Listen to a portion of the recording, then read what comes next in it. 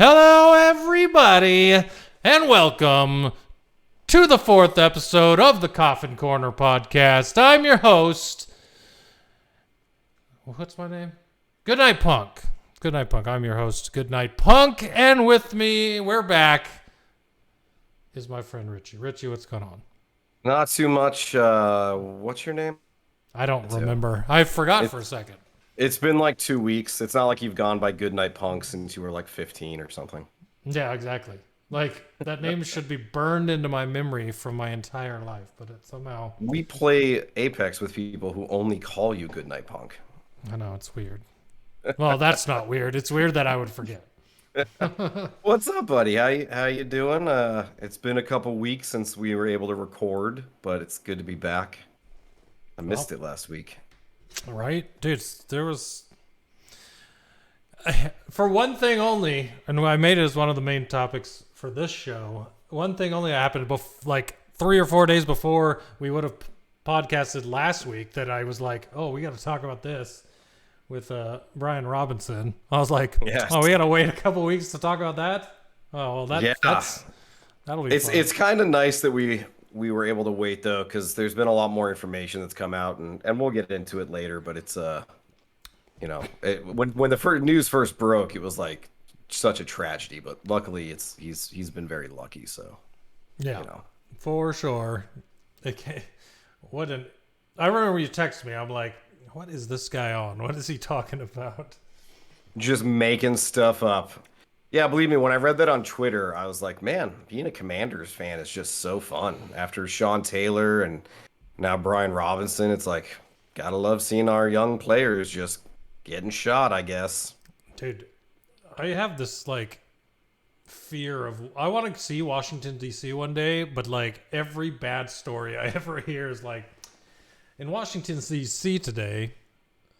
DC's got all like the like scary stories. Florida's got all the weird Florida man stories. Like, yes, the East Coast is just a weird place. Yeah, I've been to DC. I went there, actually walked around the White House and everything, and it wasn't very scary, but of course it was the middle of the day. And I don't think the area around the White House is necessarily the scariest part. I'm sure there are worse areas, so I was lucky. Well, but depends on the day. That's the way. Yeah, that's true. If it's January 6th. Yeah, depending on the day. When I went to New York, though, I'll be honest. I've been there once, and I was like, I don't feel comfortable being here at all. Like, I was in Central Park and still didn't feel comfortable. Yeah, I'd never been to New York, so I wouldn't know. It's interesting. That's another one of those places I want to go check out. I wouldn't want to live there, but it's definitely a place I want to visit. I know, it was so loud all the time. It would be like living on the ship still. You just always got that loud noise in the background. Yeah, there's always some ambient noise going on. Exactly. Lights never turn off all the way. See, that would be perfect for me, because I'm telling you, after every deployment, I laid in my quiet bed of my house and I couldn't sleep because there was no noise. So get used to it eventually again, but Yeah, for sure. But yeah, we've got a lot to go over. Having missed last week, we've got to recap the final week of the preseason, cuts and some signings and a couple trades. Yeah, there's some crazy stuff going on. Yeah, and we'll recap last night's game and get ready for Sunday, week 1. Can't wait. I like it. Let's do it. Starting off at the top, do our top 5 that we always do here in the introduction. As many people did in the last 2 weeks, fantasy drafts. Got to get ready for that week 1 of the actual season. Thank God the preseason's over. But that week 1 of the season is here, so everyone's done their drafts. And the top 5 I decided on this week was top 5 players you drafted in fantasy football that weren't really even on your radar. And I got some weird ones, but I looked at them and I'm like, I think that's a good pick, even though I did not even think about you. So yeah, this was both hard and difficult because there was one name that immediately made the list. He's my number 1, so we'll get there. And then the rest of them were a little more difficult. I had to look at my rosters and and C, and they're not guys that I necessarily have on multiple teams. They're just guys that I either didn't want to draft in the moment, or I drafted because I talked myself into it in the moment. But they were not anyone that I went into the draft thinking like, oh yeah, I'm definitely going to target this guy. Well, we'll start with 5, both of our 5s. And this one is kind of a no-brainer, but also not someone that was on my radar because I really didn't want him. But when you're drafting 3rd in the draft and Christian McCaffrey is supposed to go 2nd and someone doesn't pick him because of his injury history and he's right there at 3, Christian McCaffrey, that would be my number 5 because I have him on 2 teams and I didn't draft higher than 3rd. So I got him with a 5th pick and I got him with a 3rd pick on 2 of my teams. Yeah, that's a tough one to pass up. I know what you mean.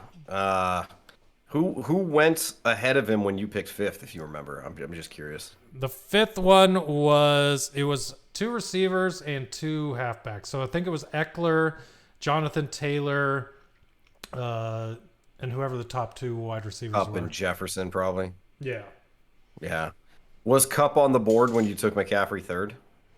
Yes. But here's the thing. I don't like taking receivers in the first round. Like, ever. I always take a halfback in the first round because halfbacks are, as far as points go, especially if you're in a league where there's 2 running backs, 2 wide receivers, if you don't get good halfbacks, then you're probably not going to do well. So I always draft a halfback in the first round. No, I agree. I like to get my halfbacks early. I know I've gone receiver before and just blew up in my face, but after watching, first of all, after last year, Kupp, was a beast, and then after seeing last night, it's like, damn, he might just do it again. I personally, I would have probably gone Kupp over McCaffrey. I have zero faith in Christian McCaffrey to stay healthy this year. He's already on the injury report with a shin injury. But I get it. I know, when he's ranked number 2 and he's on the board, it's tough to pass him up, man. I've been there. Especially if you end up having no halfbacks and he actually doesn't get injured, and then you're kicking yourself the entire time. Yeah, but when you're picking early and then you pick at the end of the 2nd, beginning of the 3rd, like, you can still get 2 good halfbacks there, whether, Javonte Williams, James Conner type thing. True. I don't know. I'm so over McCaffrey. As you can tell, that was an odd one for me. Yeah. I'm out on McCaffrey just as a whole. I don't think he's going to be the guy he was in 2019 ever again. Well, you'll be happy to know that my 2nd round pick, I had a chance at Barkley to be the 2nd guy with him, and I didn't take Barkley. That's probably for the best. I cannot have Christian McCaffrey and Saquon Barkley on the same team. Yeah, one or the other, but you can't have both. I can do one, I can do the other, but I sure as hell am not doing both. So. All right. Well, my number 5, Mike Gesicki, tight end. It's nothing against Mike Gesicki. It's more of they added Tyreek Hill. They have Jalen Waddle. I don't really have that much faith in Tua yet. Still waiting to see if he can develop more. So taking the 3rd option as my starting tight end, I wasn't happy with, but it was the point in the draft where all the tight ends already went and kind of got stuck with him. He was the next available tight end, so I went with it. But I've had Gesicki on teams in the past, and he's always just underwhelmed. But you know what they say, he was the next one up. And instead of waiting even longer and ending up with Brevin Jordan or somebody like that, I just said, screw it, I'll take Gesicki. Yeah, see, that's the thing with Gesicki is he's always – I've had him on teams in the past, right? And it's always been – and there's been different quarterbacks, not always Tua when I've had him. Yep. He can either have the best game ever or the worst game ever. He's not like a guy that's going to get 5 catches for 60 yards every game. It's either he goes off or he does nothing. That's how he works. Yeah, he's not consistent. And with so many other mouths to feed now in Miami, I'm like, the dude's probably going to get like 2 catches a game, and I'm just hoping one's a touchdown, honestly. So yeah. And then, of course, after I drafted him, I was reading, and apparently they were looking to trade him in the offseason, which I didn't know when I drafted him. So now I hate that pick even more. But beautiful. Yeah.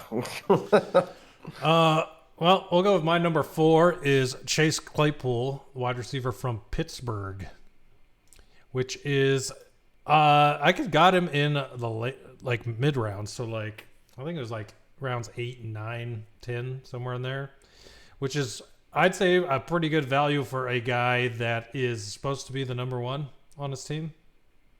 Is he? I thought Deontay Johnson was the number one. Oh, it's Deontay. Yeah, so he's the number 2 guy, and then George Pickens is third. Yes. So yeah, he can either be that can either be a great pick or a terrible pick, if depending on what Pickens does. But I bet he still gets targets anyway. So.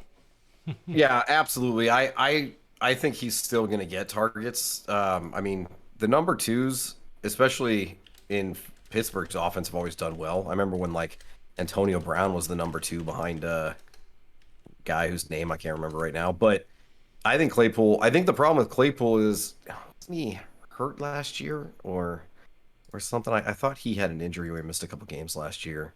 And then, of course, George Pickens breathing down his neck. So it's going to be like... Yeah. He'll either be on my team the entire year or he'll be one of those early drops. Yes. Well, and especially with his starting quarterback being your arch nemesis, Mitch Trubisky. It's tough for you to have to root for I think Trubisky. I picked him assuming at some point Kenny Pickett and him were going to fall in love. Probably. My number 4, another tight end, Irv Smith Jr. So this is in a 16-team league. I waited on tight end again because I either took one early or I waited till the very end. And I ended up with him. I wanted to take Evan Ingram, and he went like 2 picks before me. So that was so you're like that was scrambling. Like, what tight ends are left?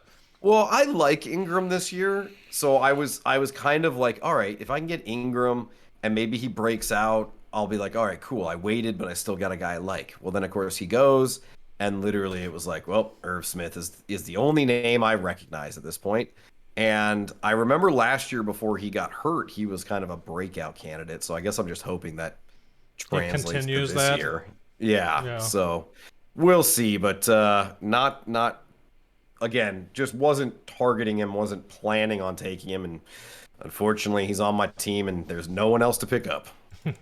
Yeah, 16 team leagues will do that to you. Dude, that's tough. Yeah. My third is another halfback, Melvin Gordon III. Knowing full well that Javonte Williams is the starter in Denver, I didn't think that Melvin Gordon would be on my radar, but when I got to the point where I had like 2 halfbacks on my team and I wanted 2 more at least. And I was looking at people that were contributors last year. Melvin Gordon had a lot of yards last year. And I think Javonte hurt a few games? But Javonte as a rookie didn't start and didn't get a lot of carries to start the season. Mm-hmm. He got most of his work as the season went on. So, yeah, his regular season last year, 900 yards and 8 touchdowns, right? And on 200 touches. And I think that what I saw for Javonte was like 120 touches or something like that for his first year. So if they switch, if Melvin Gordon could just get those touches that Javonte had last year, then he's still going to be fine, I think. Yeah, I just looked it up. They literally both had 203 attempts last year. Oh, that's crazy. Javonte had 903 yards to the Melvin Ingram's 900 and whatever. So well, they've said that Melvin Gordon's still going to get a lot of goal line carries. So I mean, he's still at the very least maybe get you another 8 to 10 touchdowns. So no, I think that's not a bad. So was he your third then when you got him? Third. He's the third on that team. Yeah, that's not bad. So not bad. He probably won't be playing until someone's on a bye. Right. Yeah, not going to put him in your flex for sure. No. My third, another tight end. I just went with all 3 tight ends to start. Kyle Pitts, which the reason he's on the list is because I didn't plan on taking a tight end that early. Mm-hmm. I think I have him in like 3 leagues too, which is crazy, but it just ended up being like I'd go usually 3 running backs, sometimes throw a wide receiver in there in the first 3 rounds. And then in round 4, he would just be sitting there and he'd be ranked higher than everybody else. And I'm like, you know what? This is a good point to take him. I think if I remember correctly, he was on the ranking I was using. He was like 37, 38. So he was like ranked as an early fourth rounder. So I figured, why the hell not? But yeah, I did that in 3 leagues, which I don't like to go tight end early. I'm usually like, in most of my leagues, I was targeting guys like Zach Ertz or Dallas Goedert, like in round 8 or 9. But then I ended up going either early with Kyle Pitts or super late with Irv Smith and Mike Gesicki. Right. That's funny. No, I like Kyle Pitts. I had him his rookie year in my other sleeper league.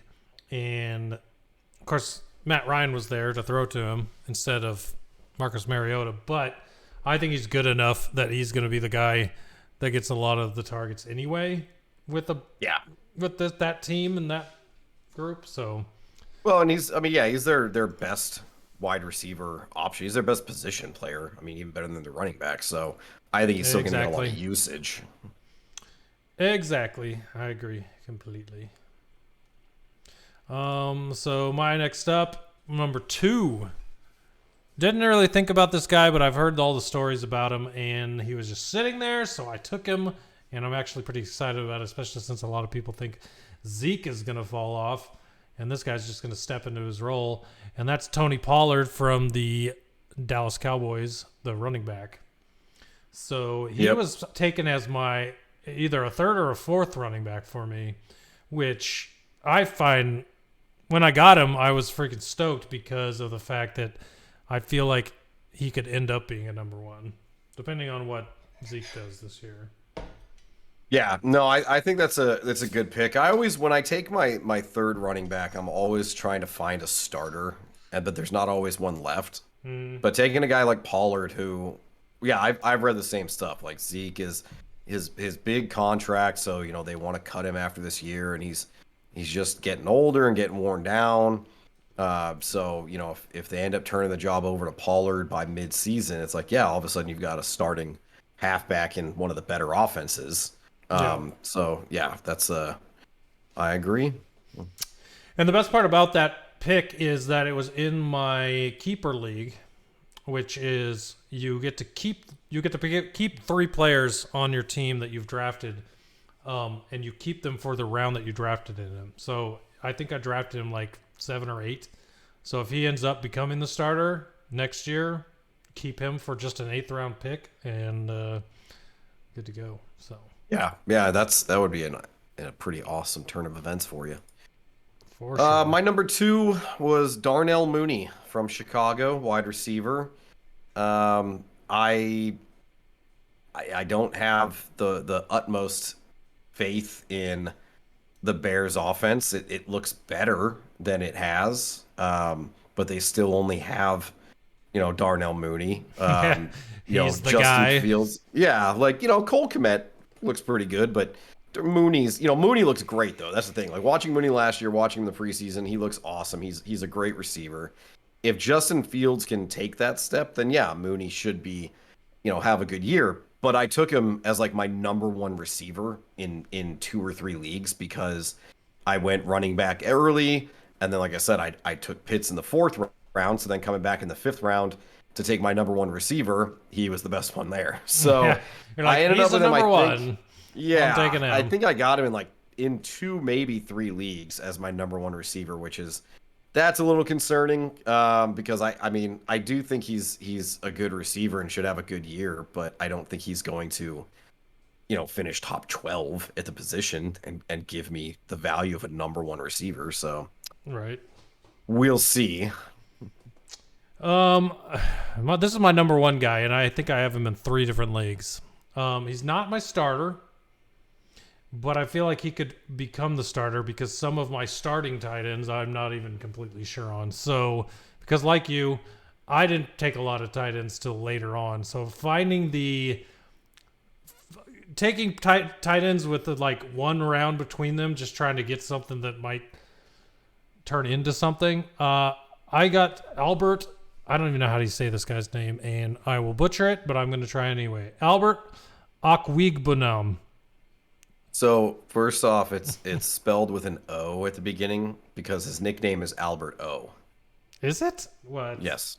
I copied this. I swear I copied this right off the. All right. Well, anyways, Albert O, which makes a lot of sense why they wouldn't even try to say his last name. Anyways, he was doing well last year. I remember that. But that was with Teddy Bridgewater. So now they got Russell Wilson, and Noah Fant went to Seattle for Russell Wilson, which puts Albert O as the number 1 tight end in Denver. And so I'm hoping that Wilson continues to help him to break out.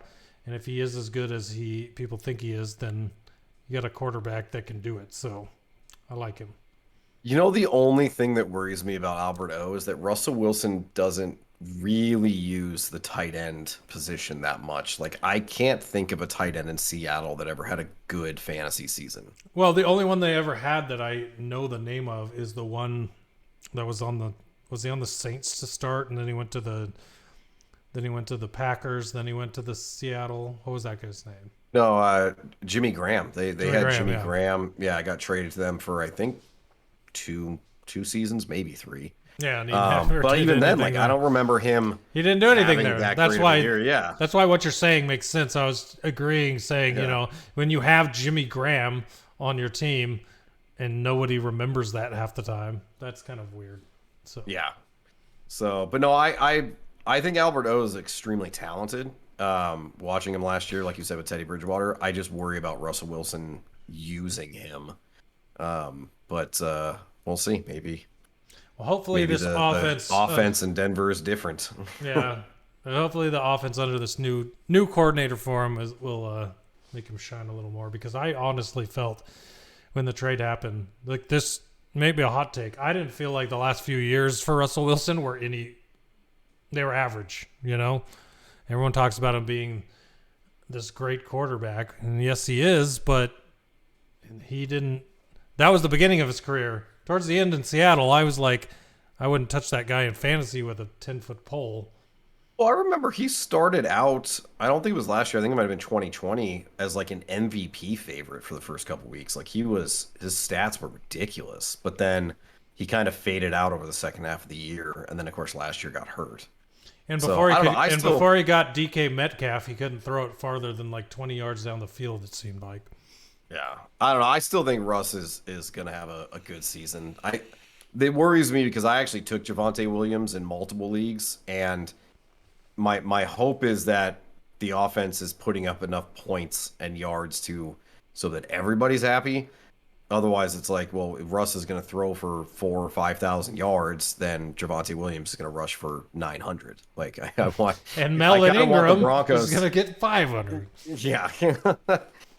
I do. I want the Broncos to have like a huge year, and I think Russ has still got it in him, and I think he's I agree completely. I think that he got out of there at the right time. He's still in his prime. He's going somewhere he can try something new under a different type of offense. Someone that's really going to do their best to make the offense work around him and what he does good. So there's a great story on ESPN talking about like how the relationship with Russell Wilson and the Seahawks fell apart. And like, you can really tell, like, it was because he didn't feel like his input was valued when it came to running the offense and personnel decisions. So I think if they kind of let him get a little more freedom when it comes to play calling and stuff, I don't know. I'm not a Broncos fan, but I am hoping that they have a huge season, because I'm invested in their offense, whether it be Cortland Sutton, Javonte Williams, Russell Wilson. Like, I've got little pieces of them all over the place. Yep, for sure. But my number 1 player that I wasn't on my radar, somebody that wasn't on my radar at all, and then ended up being my like 5th receiver in 4 leagues. I have him in several as well.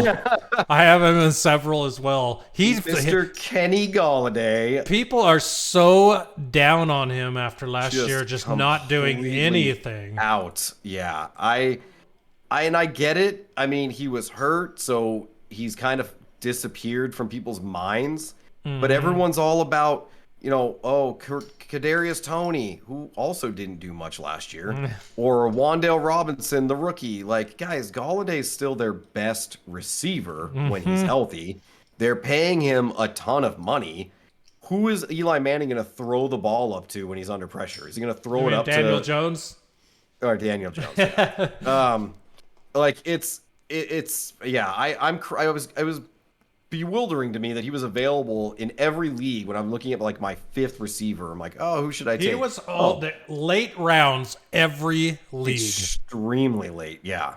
I kept putting him in my queue. I'm just praying that he drops to me because I'm like, why is he available in this round? This makes no sense. Like, I know he didn't do well last year, but I've seen other Giants receivers already go, and Golladay is still here. That makes no sense to me. Well, and they've got a new head coach. They plan on passing a lot more, so there should be a lot more opportunity. And again, if he's healthy and he plays 17 games, I think he's going to have a great year. And when Barkley inevitably goes down, then, they're going to have to throw a lot more. So. Yes, they're going to have to throw. But yeah, so Kenny Golladay, I think, is on 4 of my teams, which is by far the most of the same guy I have. And yeah, I was not considering taking a Giant at all, much less one of their receivers. So yeah, for sure. Well, gotta Golladay in. That's the way to go. Yes, I got to name one of my teams that now. Yeah. Yes. Exactly. Good. Awesome. So let's move right into the big week 3 preseason cuts and signings, because that week 3 was the final roster cuts where everyone dropped down from, I think it was 75 to 53 was the final roster cut. So there were a lot of people cut. I was running through the transaction wire for the NFL from their website, looking at this, and geez, the amount of practice squad players that were signed in the same amount of time as free agents were being signed made it really hard to find anyone that I knew that was actually worth talking about being signed. So many players cut. I just cannot imagine being an NFL player on the bubble every year and just having to worry about that type of thing. It's crazy to me. But yeah, absolutely. There were some big cuts though, so let's start with those. The first one that caught my eye, Josh Gordon from the Chiefs. 31-year-old receiver, guy that just never immense amount of talent. After only a few years on the Browns that were good, cut short, no consecutive years because of all the weed problems. But yeah, 31, cut from the Chiefs, had a decent showing for the Chiefs last year. People thought he was really going to do something this year, but gone. So yeah, I'm honestly surprised that he's still a thing at this point in his career. Like, if you look at his stats, and I pulled this up because I just want to be sure, he had one great season, 2013, one pretty good season in 2012, and then hasn't done anything since. And granted, he was out of football for like, what, 3-4 years? Time, yeah, so, but the fact that you're talking about a guy that had 1.5 good seasons, let's say, 10 years ago, and yet it's still news every time he gets signed to be a 5th receiver on a team. Like, it's crazy to me. I'll say this. It didn't make the news, and he's not even listed on their depth chart, but he did sign after being cut with the Tennessee Titans. So the news part that you just talked about is pretty much gone. So well, that's good, because I haven't considered Josh Gordon a good receiver since he first tried to come back to the league and didn't do anything. Oh, he's on their practice squad. That's why he's not on the depth chart. That's why it's not. Yeah, and that's why. Yeah. Well, like, I mean, I'm looking at, like, he played for the Patriots 3 years ago. I forgot that. I thought he was on the Seahawks. But yeah, it's just I don't know. It's crazy to me, like, that guy is still getting opportunities in the NFL based off of one good season, when we were just talking about how many players get cut every season that are, fresh out of college, young guys, that deserve a chance. But no, let's give this 31-year-old more opportunities because he had one good year 9 years ago. I'll just cover the other wide receivers I have on this list real quick then. Laquan Treadwell, off the Jaguars. No shot without Urban Meyer there. Like, Urban Meyer was thrown to him, fell out of favor quickly with the new coach, and he's gone. Preston Williams, wide receiver for the Dolphins. awesome receiver. I love that dude. I loved having him in fantasy because when he played with Devontae Parker, opposite Devontae Parker, always got catches because Devontae Parker would pull people and get him off of him. Yep. But they just had nowhere for him with the Tyreek Hill and all those people that they've signed. So, yeah, those are two young names right there where it's like I would if I were a Lions fan, as a Lions fan, if we were signing a wide receiver that was cut, I would want one of those two, not Josh Gordon. Right. And like the fact that Josh Gordon is on someone's practice squad right now. At And I 31? like, yeah, like, because Washington, I got to look it up because I don't think he's on a practice squad anywhere. Washington cut Kelvin Harmon, who was like, I think is an immensely talented receiver who unfortunately has just dealt with injuries since he got drafted. And I don't think he got signed anywhere. Nope, doesn't look like Yeah, looking at it, yeah. So you're telling me Josh Gordon deserves a spot on the Titans practice squad and Kelvin Harmon doesn't? Like, that's just dumb, man. I hate that. That's like... I like Kelvin Harmon, to be honest. Why did I love Kelvin cut? Harmon, man. He was drafted by the previous coach, Gruden. Oh, he missed a whole year with an ACL injury. And honestly, our wide receiver room is just... Yeah, Gruden drafted Harmon. To the Commanders? Well, to the Redskins. What? Jay Gruden? Yes, Jay Gruden, not John Gruden. Yeah, Jay Gruden. When the hell was John Gruden on the Commanders? I just remembered Jay Gruden was there. Okay, now okay. Yes, yeah, Jay I was Gruden. So confused for a second. The other Gruden. But yeah, so like talking about like cuts, and it is a notable one because obviously, I mean, people know the name Josh Gordon, but just the fact that he's on a practice squad is so annoying to me. That dude does not deserve to be on a practice squad at this point. Yeah, it's odd. And here's another name. Tight end OJ Howard. This is the one guy that, like, with the signing of Rob Gronkowski has been screwed the most. Especially when Rob Gronkowski isn't a Buck anymore. Like, OJ Howard and Cameron Brate, they didn't, in my opinion at the time, they didn't need Rob Gronkowski. Now, if you can get Rob Gronkowski, then you take Rob Gronkowski. But they didn't need him. They had two young, awesome tight ends. Well, with Rob going there, it ended up they weren't going to keep them all. So O.J. Howard was out. Now O.J. Howard's just floating around. $3 million contract with the Bills this offseason. And he had a bad preseason and camp, so they cut him. And there he was out there on the waiver wire again. Yeah, I remember him being really good in Tampa Bay before they got Gronk. Mm-hmm. And then, yeah, I mean, that's a shame. But spoiler alert, he ended up in Houston, where they desperately needed talent everywhere. So I don't know. I think OJ Howard does have a chance. I mean, I know Brevin Jordan is their starting tight end, and you know he's tall. I think he's like a former basketball player.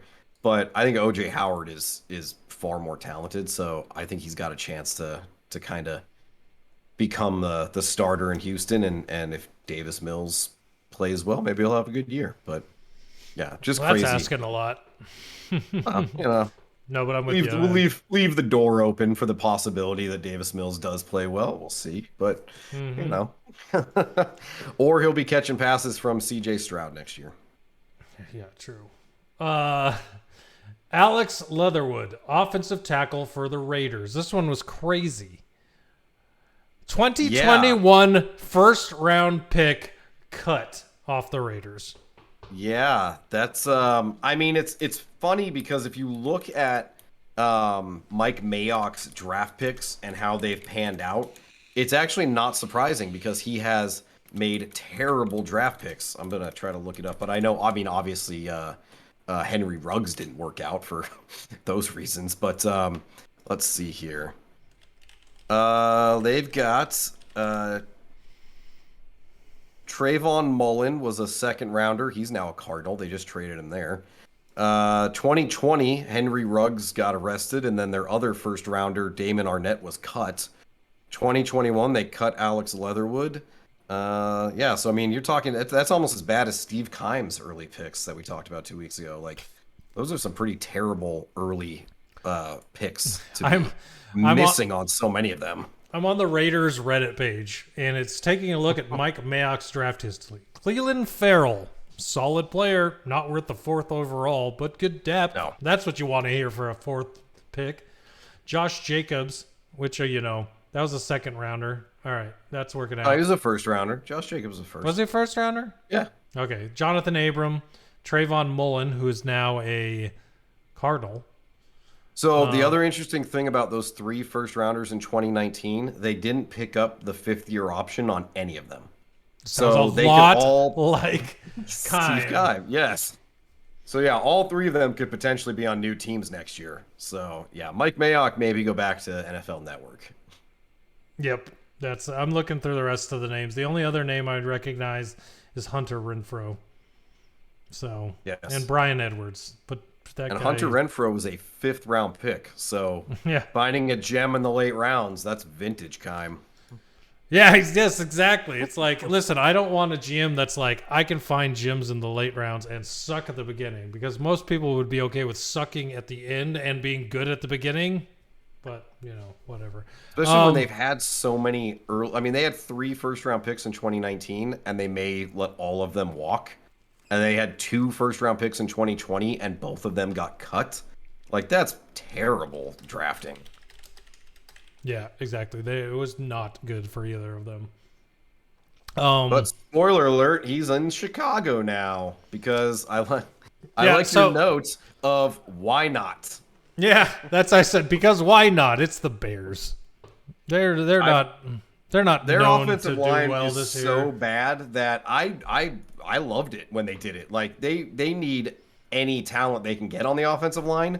Why not take a chance on the guy? If you can at least turn him into a starter, like you didn't need to play live up to the 1st-round hype, but if he's a starter, then cool, they made an improvement. I like it. It's like in Madden. If my starting guard is a 69 and there's a 75 out there, hey, he's not great, but he's better. He's better. I'll take him. Yeah. So that was interesting. Huge thing there. Your guy, QB Josh Rosen of the Browns. Last chance gone? ? I think so. I thought he could have had a chance if, with Deshaun Watson suspended. It's like, maybe he'll get a chance to start some games and see what he can do. But yeah, I think at this point I think he did end up on their practice squad. Yeah, it does say he's on their practice squad, but that dude's like, if you're that bad that you can't breed out Jacoby Brissett in a training camp battle, I mean, yeah, sorry, your career's done. No one else. It's like Josh Gordon. You're done. Move on. Let somebody else, get a chance, get an opportunity. You've had your opportunities, and nothing has come from them. Well, not only that, but they dropped him and then signed 2 other people's cut quarterbacks. They signed Joshua Dobbs and Kellen Mond from the Vikings. Like, they're like, sorry, Rosen, we're going to take these other guys that weren't good enough for some other team. So, yeah, we didn't even have them in camp, so we didn't see them practice, but we know they're better than you. Yes, exactly. Running Josh back, Rosen will be a college position coach in 3 years. Oh, for sure. And then he'll be the coach of the Cardinals. Running back Philip Lindsay, Colts. It's kind of surprising what happened to this dude. And I had written the note in here because I was so confused. I'm like, wasn't this guy on a Madden cover at one point? And then you said, no, that was Peyton Hillis. And then I remembered, what happened to Peyton Hillis? What's the deal with Broncos running backs that with one good year disappearing completely? Like, it's crazy. Yeah. It was kind of surprising what happened to Philip Lindsay. I remember when he came out, he went to was the like a Texans, 5th-round right? Pick.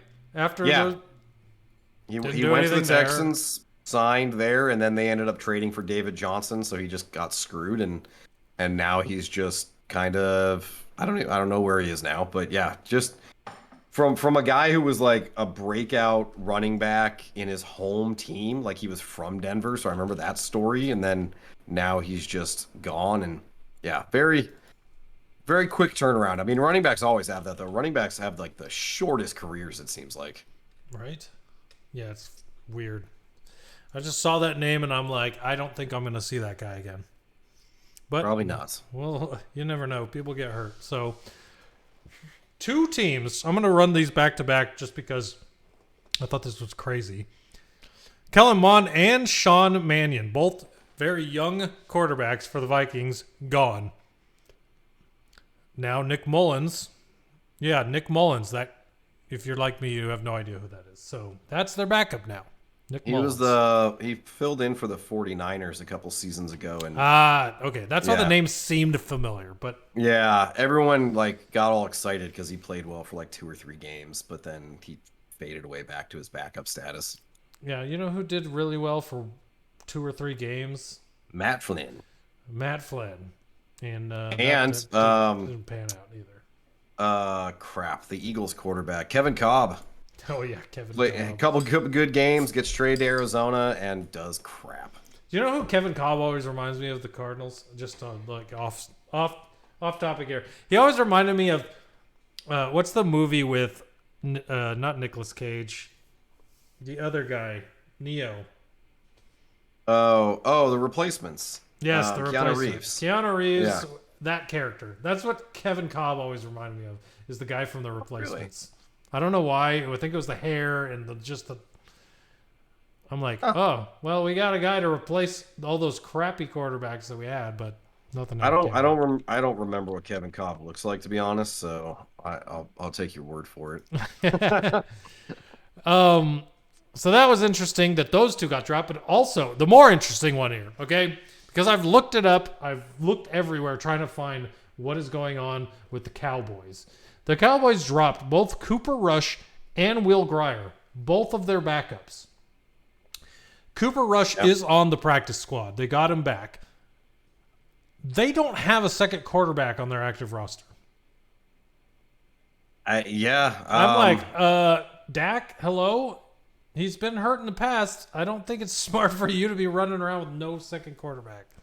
I wonder if they'll do the thing where it's like on game day they'll promote a quarterback. Can you bring someone up on the day that day? Because I thought they had to be on the injury report on Wednesday.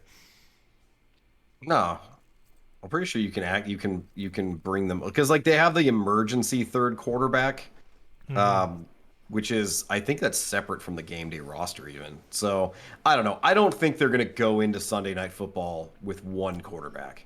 I wouldn't think so. That's what's confusing to me. I'm like, what is going on here?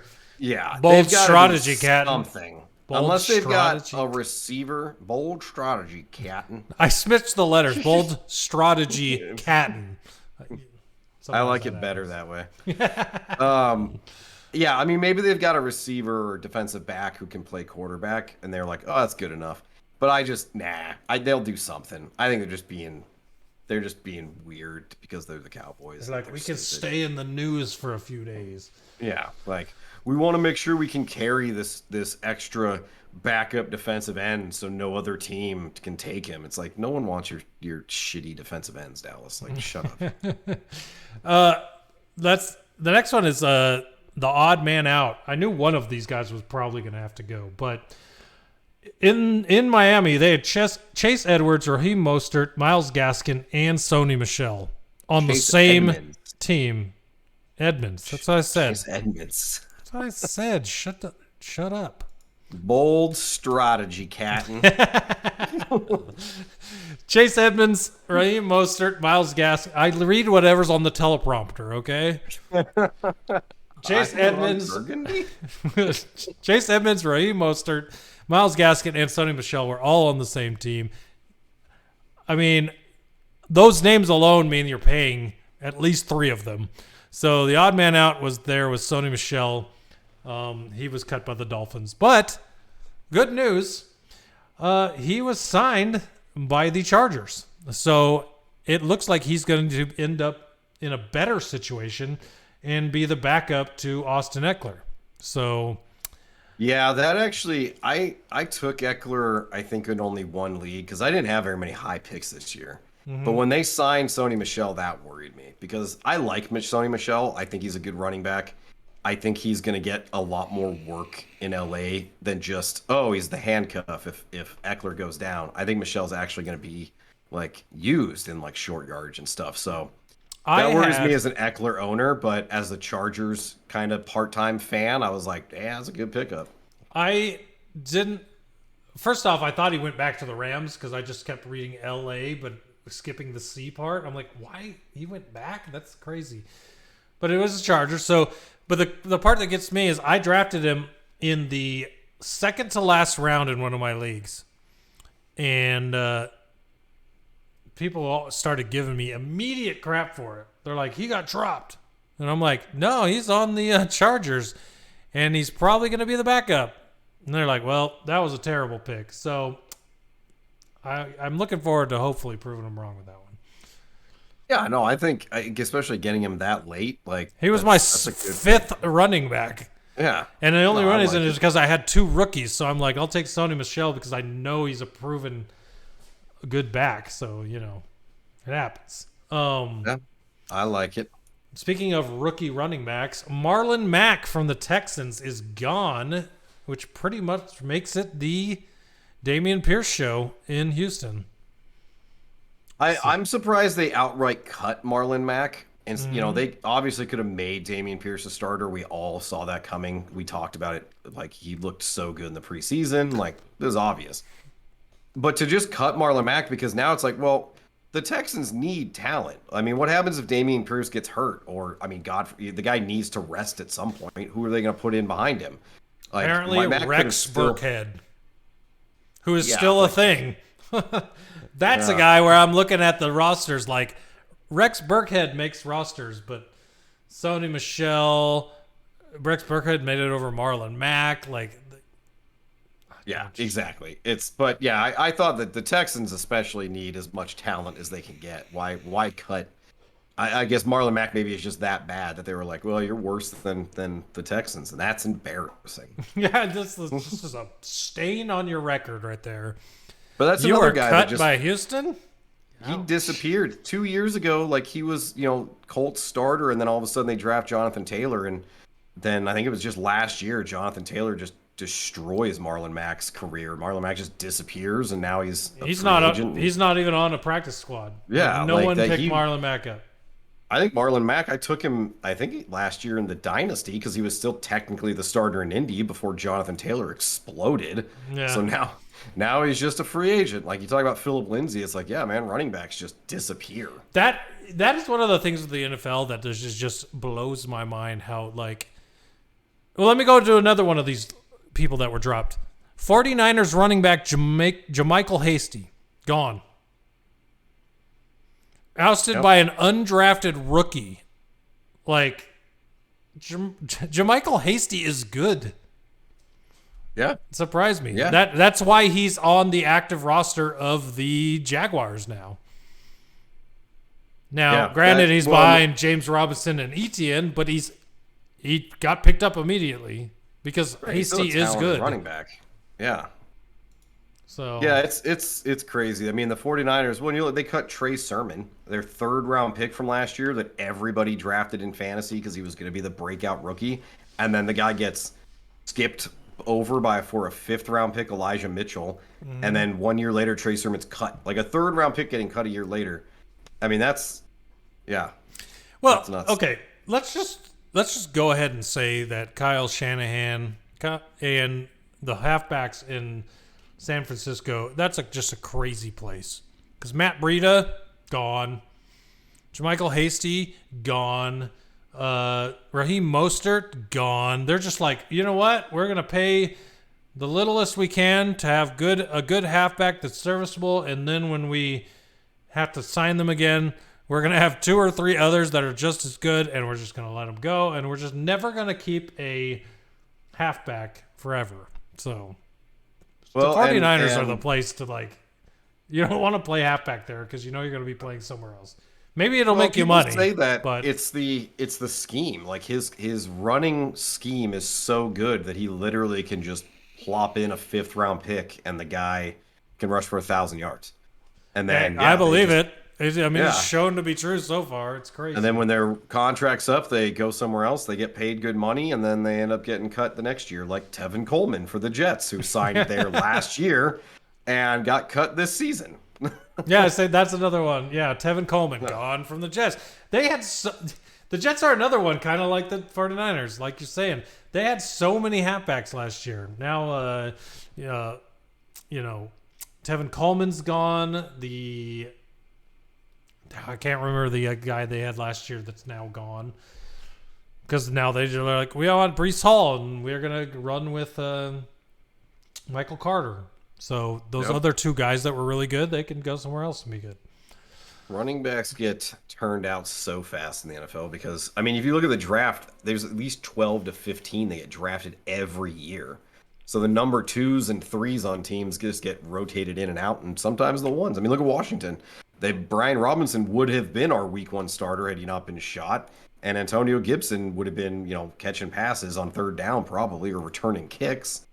And Antonio Gibson's only like his 3rd year in the league, so yeah, it's crazy. It's crazy. But one more running back, Duke Johnson for the Bills. Another guy right there, that 3rd spot where you're like, oh, we don't need him, even though he's good. Yeah, good pass catcher, but when they drafted James Cook, they've got Singletary and Zach Moss, and it's just like they don't need to be paying their 4th running back that much money. They'll just, have some guy they sign off the street for $200,000 compared to a guy making $1.5 million or whatever. Yeah, exactly. Well, last cuts we got here. They kind of are intertwined here, but I like the story to one of them. I don't like the story to the other one. We'll start with the Lions. The Lions, and after watching the full week 3 of the preseason game for the Lions, I wanted this to happen. Okay? Let's just go with that. All right? I wanted this to happen. David Blau, Tim Boyle, gone. They were not worthy to be a backup in the NFL. Holy crap. Hated them last year. Didn't advance. Terrible this year in the preseason. Both gone. Thank goodness. All right. Let's move on to the other one. You'll find out why this is important in a second. But QB Nate Sudfeld of the 49ers was cut. Why? Because somehow they convinced Jimmy Garoppolo, who did not practice the entire camp and preseason, is now going to be Trey Lance's backup all season. So they didn't need Nate Sudfeld because they have Jimmy G as a backup, which is probably one of the best backups you could have in the NFL. I just thought that was interesting. The big part of that story is the fact that Jimmy G is going to be a backup. I don't know if that surprised you or not with everything that happened in the preseason. I am surprised that they were able to agree with him on it. I thought he would have wanted to leave and go play and try to be a starter somewhere, especially considering there are teams that could still use him. But I'm also not surprised because they knew exactly he was going to go to Seattle, and they're like, well, we can't let that happen. So let's do what we can to keep him on the team this year, and he'll just go to Seattle next year probably, or maybe he'll end up somewhere else. But he's making a bunch of money to sit on the bench, and I'm not that high on Trey Lance. I wouldn't be surprised if he struggled a bit, and it was kind of like the Tua a couple years, his rookie year, where he was benched for a couple games in the middle of the season or something. So I think Jimmy G is definitely going to end up playing at some point this season. Yeah, it just depends on how their season's going. Since considering somehow they're a Super Bowl contender with Trey Lance in the betting world, which just blows my mind.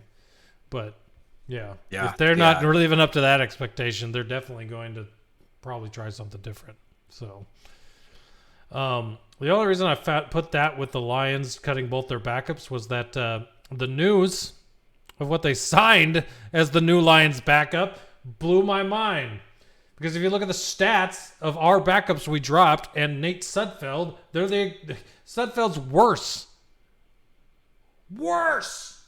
Why would we sign this guy? Do you think he's worse than David Blau and Tim Boyle? Because Sudfeld, I think Blau is better than Sudfeld. I think Sudfeld is better than Boyle. I would have rather have kept Blau than. But here's the thing: I liked Jeff Driscoll.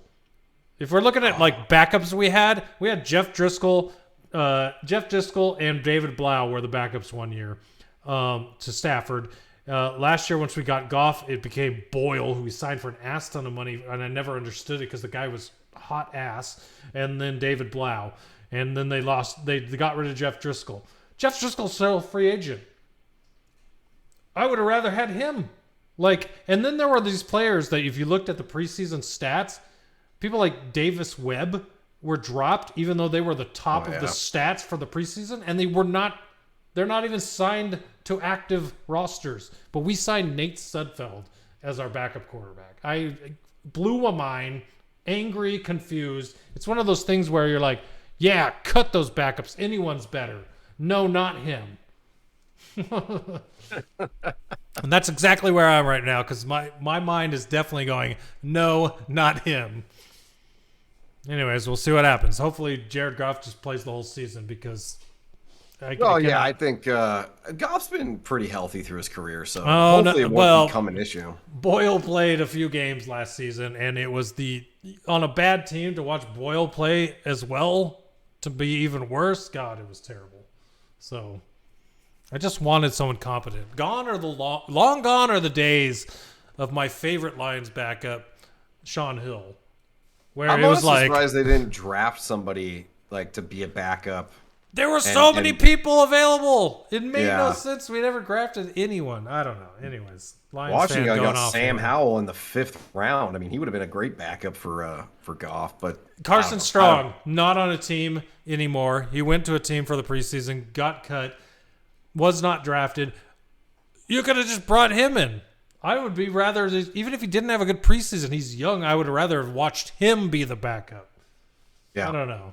At least a practice squad guy. But so as far as big name signings, we went over a lot of these when we talked about them actually getting cuts. But I like, Justin Bethel, you put him on here. Dude, I remember Justin Bethel has been a Cardinal special teamer for Beast. I didn't even realize he had left the Cardinals, to be quite honest. I thought he was still on the team. Now I'm sad to know he's not, because that dude was just all the time on special teams and even sometimes on defense. He was just a heck of a player and just an awesome guy. So that's a bummer that he's in Miami now. I'm hot. Well, the thing is, he played 2 seasons on another team. That's the thing that got me. Oh, he's been gone for longer than I thought then. Yeah, wow. He was. I guess it's because I didn't get to go to games very much because of the damn pandemic. So the pandemic, yeah. He played 2 years. So since the last time he played on the Cards was 2017. He's been on Atlanta, Baltimore, and then New England for 3 years. It's been that long? Yeah. That is crazy. It has been that long. Well, I still remember him, and he's still awesome. So he's great. I love Justin Bethel. That's why I put him on here, because probably anyone listening to this podcast likes, who the hell is Justin Bethel? But he's 31, still going out, being an awesome special teams guy, and floating around the league based on that. So that was awesome. Well, Justin, just know that we love you. I know you're an avid listener, so thanks for listening. Yes, exactly. Maybe he will be now. The other one, Kenyon Drake, not a final roster cut. Cut before, in the second cut downs, is now on the Ravens behind Mike Davis and Justice Hall for backup to Dobbins. So I thought that was interesting. Hill. I'm like, that is the ESPN depth chart. So I don't know where he actually falls on the depth chart behind Dobbins, but Kenyon Drake is now on the Ravens. We'll talk about that more when we get into the fantasy football for week 1, because I have some thoughts on Kenyon Drake. But yeah, I'll let you talk about Khalil Pimpton. Did you watch Hard Knocks? I have not, because I was out of town this past week. I have not watched the final episode, but I watched most of Hard Knocks. It was really fun. Come on, it's the Lions. How did we end up this lucky this year for it to be the Lions at the preseason and the Cardinals for the midseason Hard Knocks? I know. That's going to be pretty interesting. They're going to watch the Cardinals' second half collapse. So, but yeah, I loved Hard Knocks. And I love that everybody's like the reviews for it. Everyone's talking about the Lions like they're now America's team because of their like attitude and like just camaraderie and everything. And it's like that coaching nice squad. to see the Lions get some respect after being like jokes forever. Like now everyone's like, oh man, this team actually like there's a lot of things to like about this team, from the coaches, the players, everything. Deuce Staley's awesome. Aaron Glenn is awesome. Dan Campbell's awesome. What's his face? Our wide receiver coach, Antoine Randall L. Antoine Randall L was, I loved him. He was a Redskin for a while. And I think Deuce Staley was actually our running back coach for a while too, a couple of years ago. Those guys are just super energetic, fun to watch. It is. Yes. I just love our coaching staff. So we'll see what happens.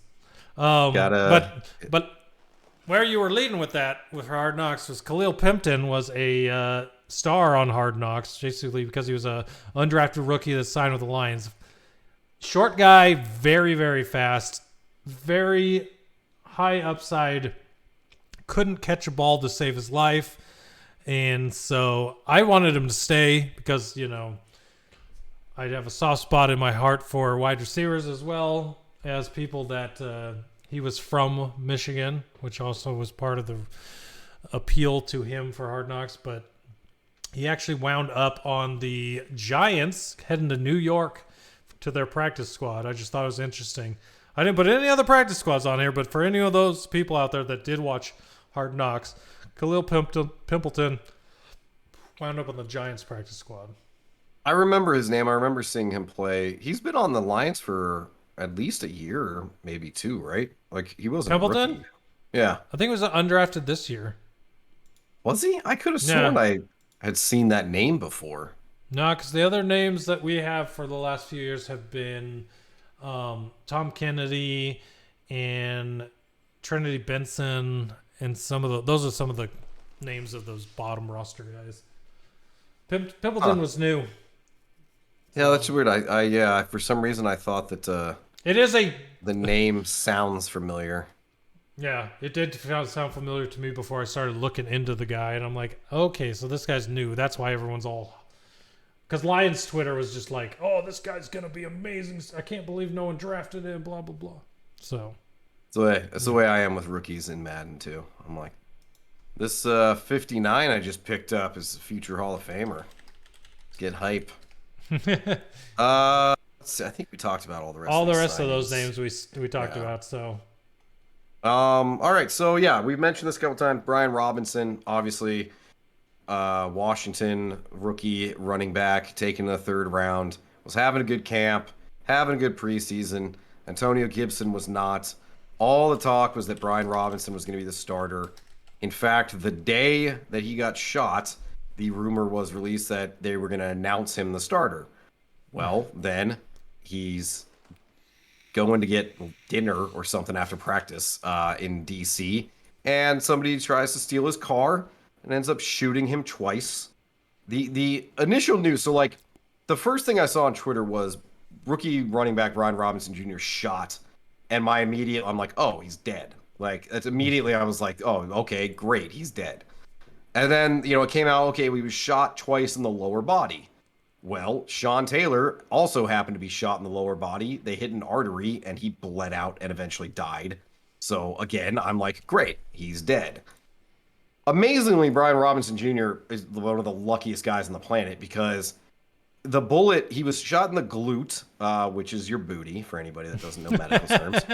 And the second bullet was in his knee, which for a running back, you think like, oh, shit, like, you got shot in the knee. Like, it's like, that's as bad as tearing an ACL or something. Okay, we'll see you in 2023. Well, apparently the bullet missed the bone. I don't know how it missed the kneecap. It missed all the cartilage, arteries, ligaments, everything in his knee. It missed all of it. So it was like the easiest surgery, they said. Mm-hmm. His swelling in his knee has already gone down. He's already off crutches. Which, damn. I can sprain my ankle and I'll want crutches for a month. And this guy gets shot in the knee and he's off crutches in like 10 days. I'm super stoked for that guy. Yeah, it's working out really well for him. He's on the non-football or injury list to start the season, so he can't come back until week 5 at the earliest. But honestly, the a lot of talk out of Washington is that he may be playing week 5. Like he was on, I watched one of their TikToks today when from practice, and he was there, and he is, his knees wrapped up, but he's walking around without crutches, and I mean, as long as the guy, once he's able to start working out again, his cardio and leg muscles, but there shouldn't be too much deterioration. It's not like 6 months, a couple weeks, maybe a month, that not being able to work out. So I don't know. It could have been a lot worse. I feared that it was going to be a lot worse. I still think when he comes back, he might have to work his way back into the number 1 role, but by mid-season and especially by November, December, I don't see any reason why he won't be our starting running back. One of my favorite parts. Okay, that's a terrible way to start this. I'm glad he's okay. I wish it never happened in the first place. But when we've been talking about him on this podcast during the preseason, it's all been on the field stuff, right? It's just been like straight up, this is him. He's just a really good running back. He deserves to outpace Aaron Gibson. There's a good chance, or Antonio Gibson. There's a good chance he's going to be the starter. That's awesome. He's just a really good running back. I didn't know anything about him. But my favorite part now is after all this happened, there was a story about him 2 days after he was shot. It was his turn to bring the snack to practice.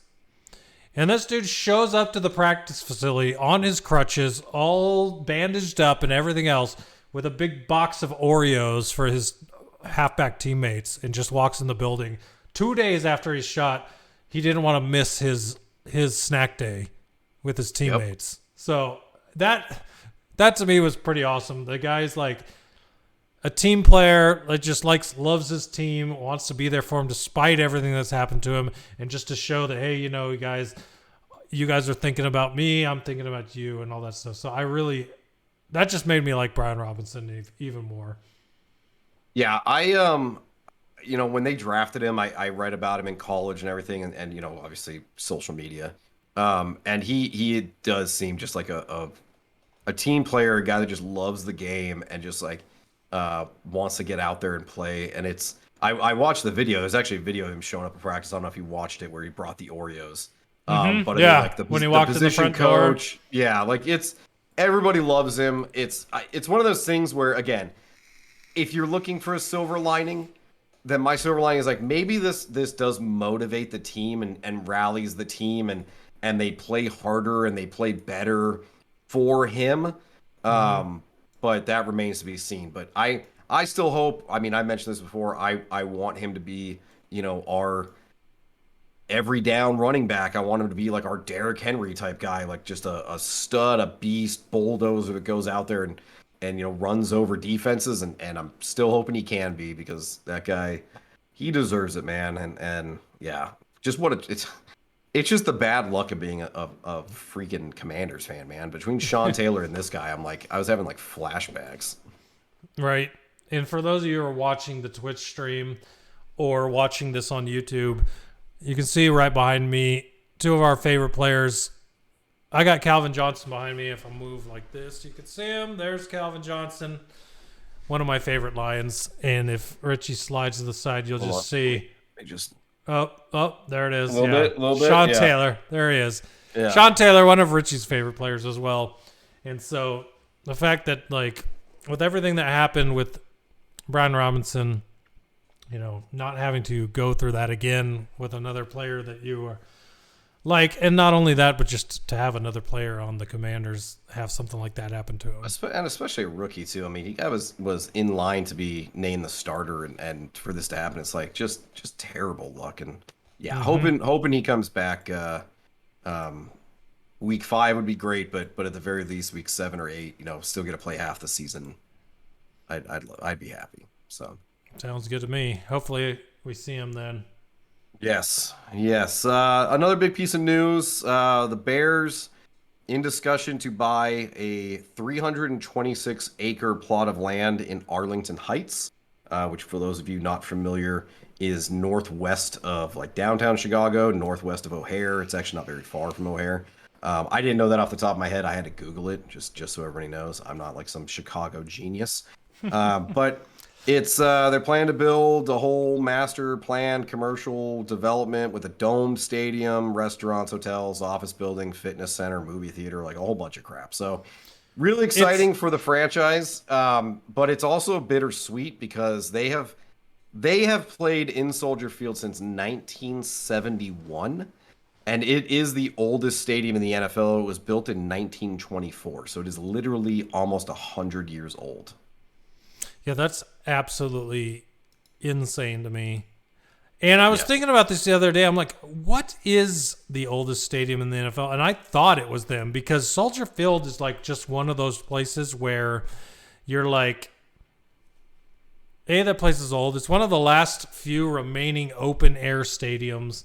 Like they don't build open air stadiums that often anymore. Especially in the Midwest where it snows and it's freezing cold. Like Lambeau Field is pretty old.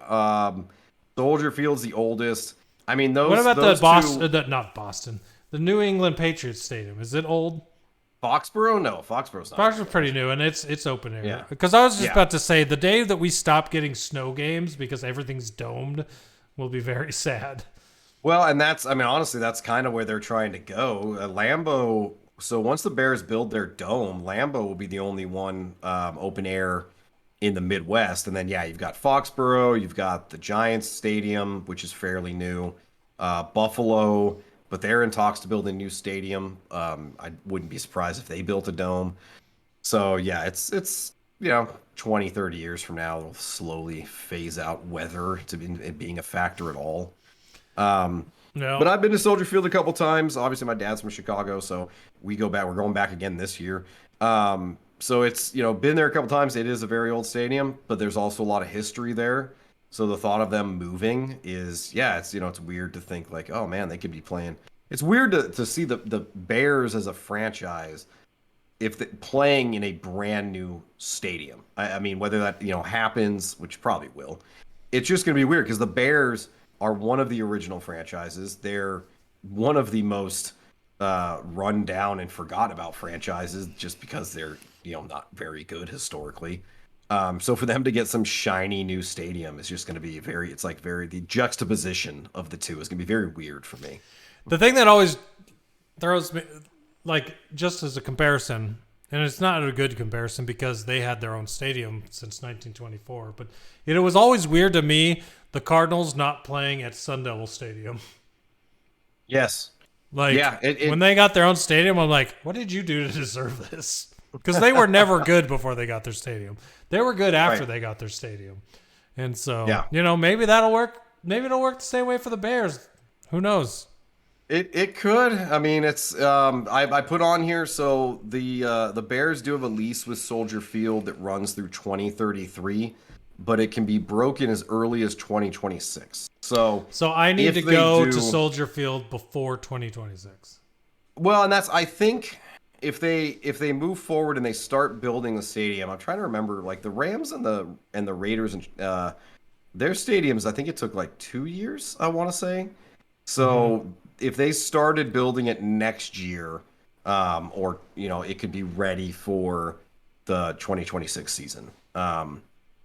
So yeah, you've got a couple of years, but obviously, I mean, me and my dad will go that first year as long as tickets aren't ridiculously overpriced. But No.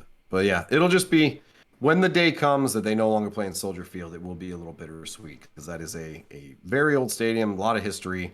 And you can feel it when you go there, the history, but you can also feel like, damn, this stadium is old. For sure. Kind of like going to Wrigley Field. Yes. Oh my God. If the Cubs ever leave Wrigley, I would just won't even watch baseball at that point. Baseball won't exist without Wrigley Field in it. There's so many baseball fields that have disappeared in like the last 10 years that I'm just like, But what is happening? Wrigley and Fenway are the two that it's like you just can't. I can't imagine the game of baseball without those two stadiums in it. Like it's so weird. Yeah. I don't know, I'm with you, man. All right, but that is all the news from preseason week 3 and the time that we missed. So now, like leading up to it, we are ready. It's week 1. I mean, the season has started. Last night we had a game, and then 2 days we've got more games. So we're We are ready to go with week 1. Do you want to start with the recap of last night, or do you want to start with our predictions for Sunday and Monday? What do you think? What do you think? We should recap last night first. All right, let's go with the recap. Chronologically. So last night, it was the Bills, a team that is widely regarded as the Super Bowl favorite this year, versus the Rams, who won the Super Bowl last year. Big matchup for a Thursday night to start the season. I thought it was going to be a runaway train of offense. The final score ended up being, 31-10? 10. Yep. Yeah. Blowout by the Bills. Bills blew out the Rams. It was just surprising, to say the least. The first point I want to make, that was one of the sloppiest opening games I have ever seen. Very, very sloppy. Yeah. I made this point in one of our chats for one of my other leagues that people are talking out throughout Sunday, throughout Thursday night, whatever. We're just all chatting in there during games. And I said it, I'm like, I put in quotations, we don't need the preseason. If you don't need the preseason, that means that the first few weeks of the season are all going to look like this, in my opinion. Because these two teams, they didn't play their starters. And they had 7 combined turnovers. 2 fumbles, 5 interceptions. And those interceptions weren't all quarterback. They were wide receivers not pulling the ball in and letting the defender steal it. They were padded balls at the line of scrimmage for interceptions. It was just sloppy football. It was... Well, and what's funny is Josh Allen... I think he started with 10 straight completions. Mm-hmm. And he ended up he had a very accurate night, but when he missed, it was an interception. If he missed a pass, it usually ended up in the defender's hands. Yeah. I think there was a moment in the broadcast, I remember the announcer saying there was the second quarter, they said there hasn't been a dropped pass yet because even the incompletions have been picked off. It was just, but yeah, the tipped balls.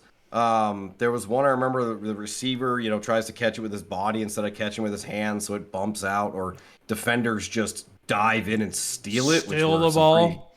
That was impressive. I'll say that. The fumbles, which the James Cook fumble hurt me. It hurt my soul because I took him as my third running back, I think in 2 leagues, and seeing him fumble and then not, I think he got back on the field maybe in the 4th quarter. That hurt because I was I'm rooting for this guy to kind of take the job in Buffalo and become the starter, or at the very least a third down back. And then Devin Singletary comes out and plays very well. Very well. Surprising because I was really hoping for that because I took him in one league and I'm I know this guy's got James Cook on his ass. So yeah, Singletary looks very good. But Zach Moss also fumbled, so it's not like the guy right in front of Cook did himself any favors. So Zach Moss and James Cook both fumbled in that game.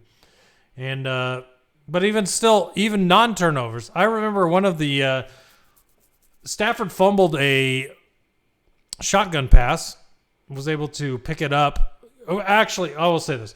First off, he fumbled the snap. Instead of just falling on it, he pushed his hand down into the ball, gripped it with his bare hand, and picked it back up and was almost ready to throw another pass. He just didn't have time because someone sacked him at that point. But the fact that he was just able to one-handed grip the ball off the ground and pick it up, I thought that was impressive. But he still fumbled it. So a lot of sloppy plays in that game. I will say that. Now, That's not to take away from the Bills because holy crap, the Bills, despite there being a lot of sloppy play, the Bills still outplayed the Rams. Let there be no doubt there. The Bills outplayed the Rams, and they look every bit the Super Bowl favorite, especially with Von Miller coming to them from the Rams. That guy was on a mission last night. I loved, too, that he got some sacks against his old team, but I also loved that it opened up the rushing lanes for everybody else. Because Von Miller, it's all right, he's got to get double teamed. Mm-hmm. So then a lot of other players that, I recognize some of the names, but I don't know all of Buffalo's defensive line. So it was a very good performance. I also loved seeing Jalen Ramsey get burned. I just don't like him. Oh, Jalen Ramsey looked like hot Yeah. garbage last night. Did you see? I saw a tweet today that when targeted last night, the quarterback rating against Jalen Ramsey was perfect, 158.3, meaning that he basically didn't exist last night when covering receivers. like it could have had anyone else on the field, and if they stopped with one Yes. ball, it would have been better than him. Exactly. Like, yeah, I love that. But no, it was, Buffalo. I didn't expect. I thought they'd win. I didn't expect them to embarrass the Rams. Well, that's why I say I thought Buffalo would win. I bet the Rams to win. But I thought it'd at least be competitive. I did bet the under because the point line was like 51.5. And I'm like, there's no way week one that you're going to have that many points scored on the first game. Like, that just doesn't happen. And I ended up being right about that. But yeah, what it was just a massacre. And I think Buffalo, they are, me and my dad do standings projections for the season. And so like we both just go through and like pick how we think each team's going to finish. And we both picked Buffalo to win the Super Bowl. And after last night, it's like, yeah, I definitely think they're going to. They looked so good. Yeah, I can see that for sure.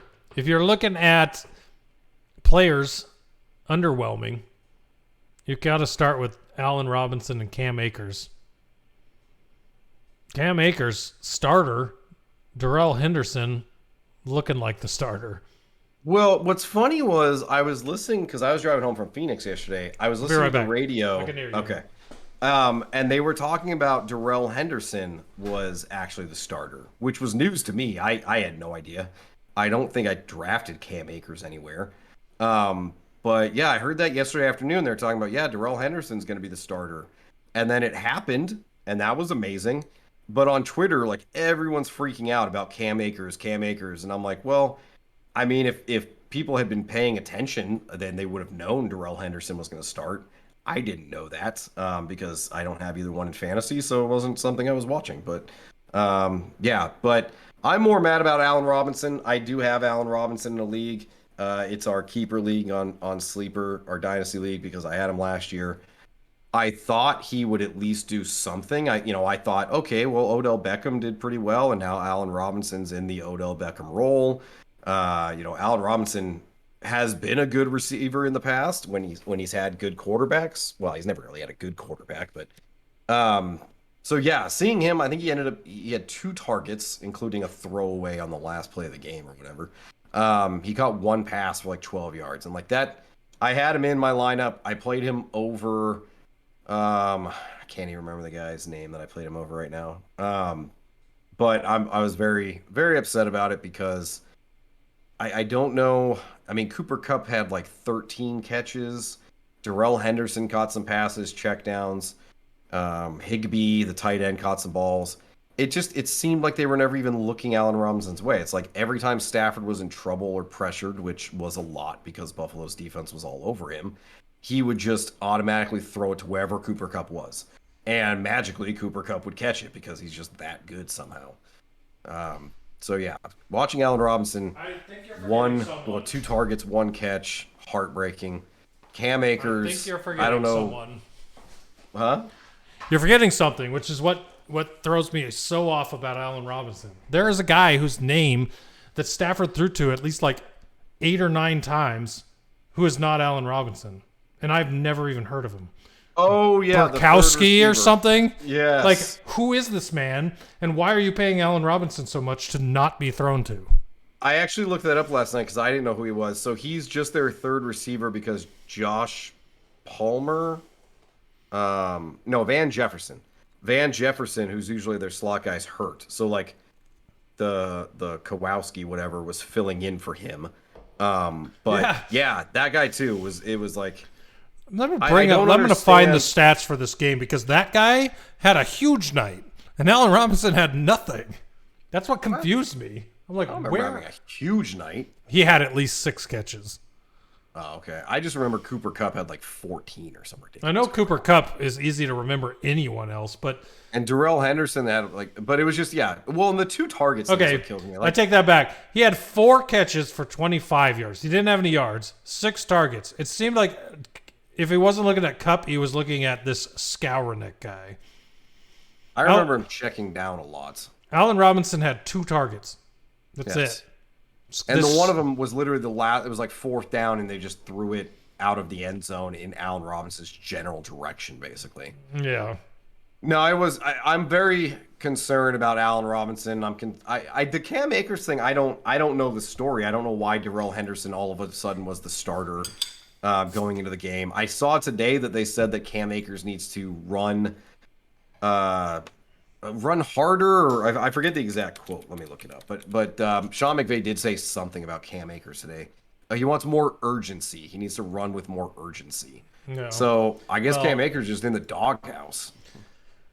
I mean, if you're going to give him 3 carries, I don't know how much urgency he can have.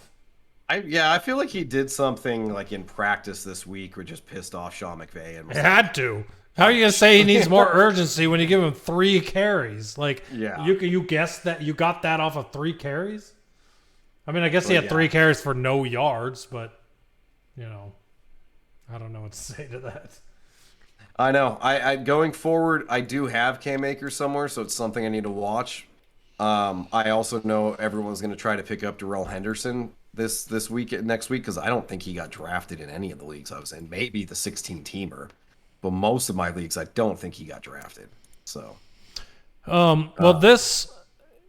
we have a new thing we're going to do with Thursday Night Football, because we podcast on Fridays, so that means week 1's Thursday, or not week 1. Every week's Thursday night game is going to be over by the time we podcast, which means we can talk about our parlays bets on Thursday Night Football. We're going to bet a 4-leg parlay every Thursday and talk about it on the podcast. Name pending the Thursday night foreplay. I don't know. That's...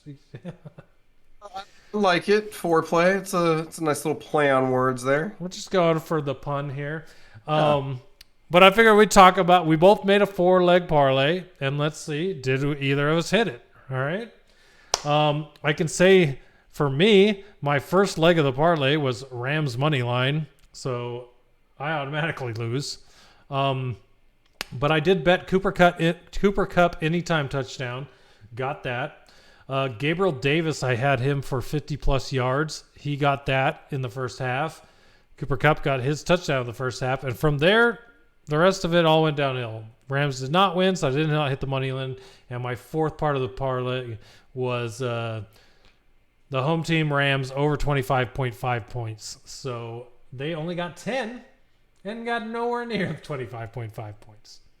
Yeah, I got 2 of my 4 as well. I also bet the Rams money line, which looking at my parlay, I don't know what the hell I was thinking, because I picked the Bills to win in a picks contest I'm in, but then I bet the Rams to win. So I don't know what I was doing. But I had the Rams money line. Obviously that missed. I had a Cam Akers anytime touchdown. I mean, I thought the guy would get more than 3 carries, so that didn't hit. I had a Gabriel Davis anytime touchdown, which, I mean, that hit. And then I bet the under 51.5. Like I mentioned, I didn't think they'd score that many points, and I ended up being right about that. So, yeah, I was also half right. Not a bad start, I think. As we 2 go, out of 4 for the first week. I feel like with no information going into it on what we feel like these offenses are going to do, I feel like 2 out of 4 is not terrible.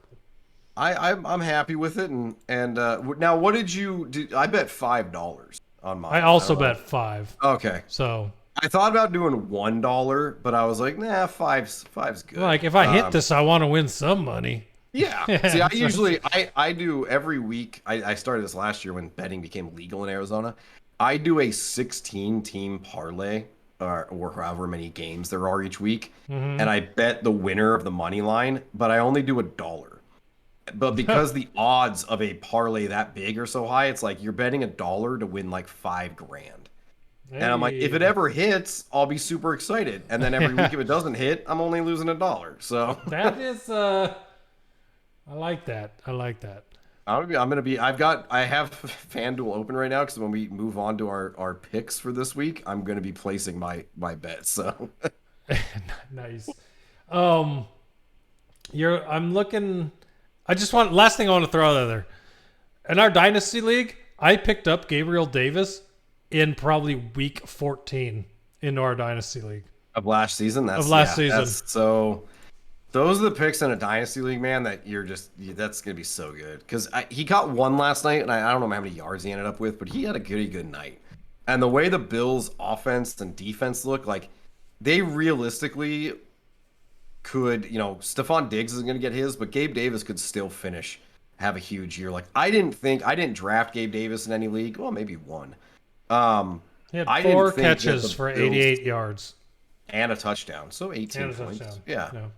I didn't think the Bills' offense could support 2 fantasy receivers, and I was probably wrong. I mean, if they looked like that last night, it's like, yeah, Gabe Davis is going to be playable every week. Here's a surprise. I didn't even realize Jamison Crowder was on the Bills. I love that guy as a Jet. You didn't see him. Yeah, he was catching some passes last night. I was like, all right, Crowder. I know. I was bummed when Washington let him go. He's such a good slot possession receiver. I like that guy.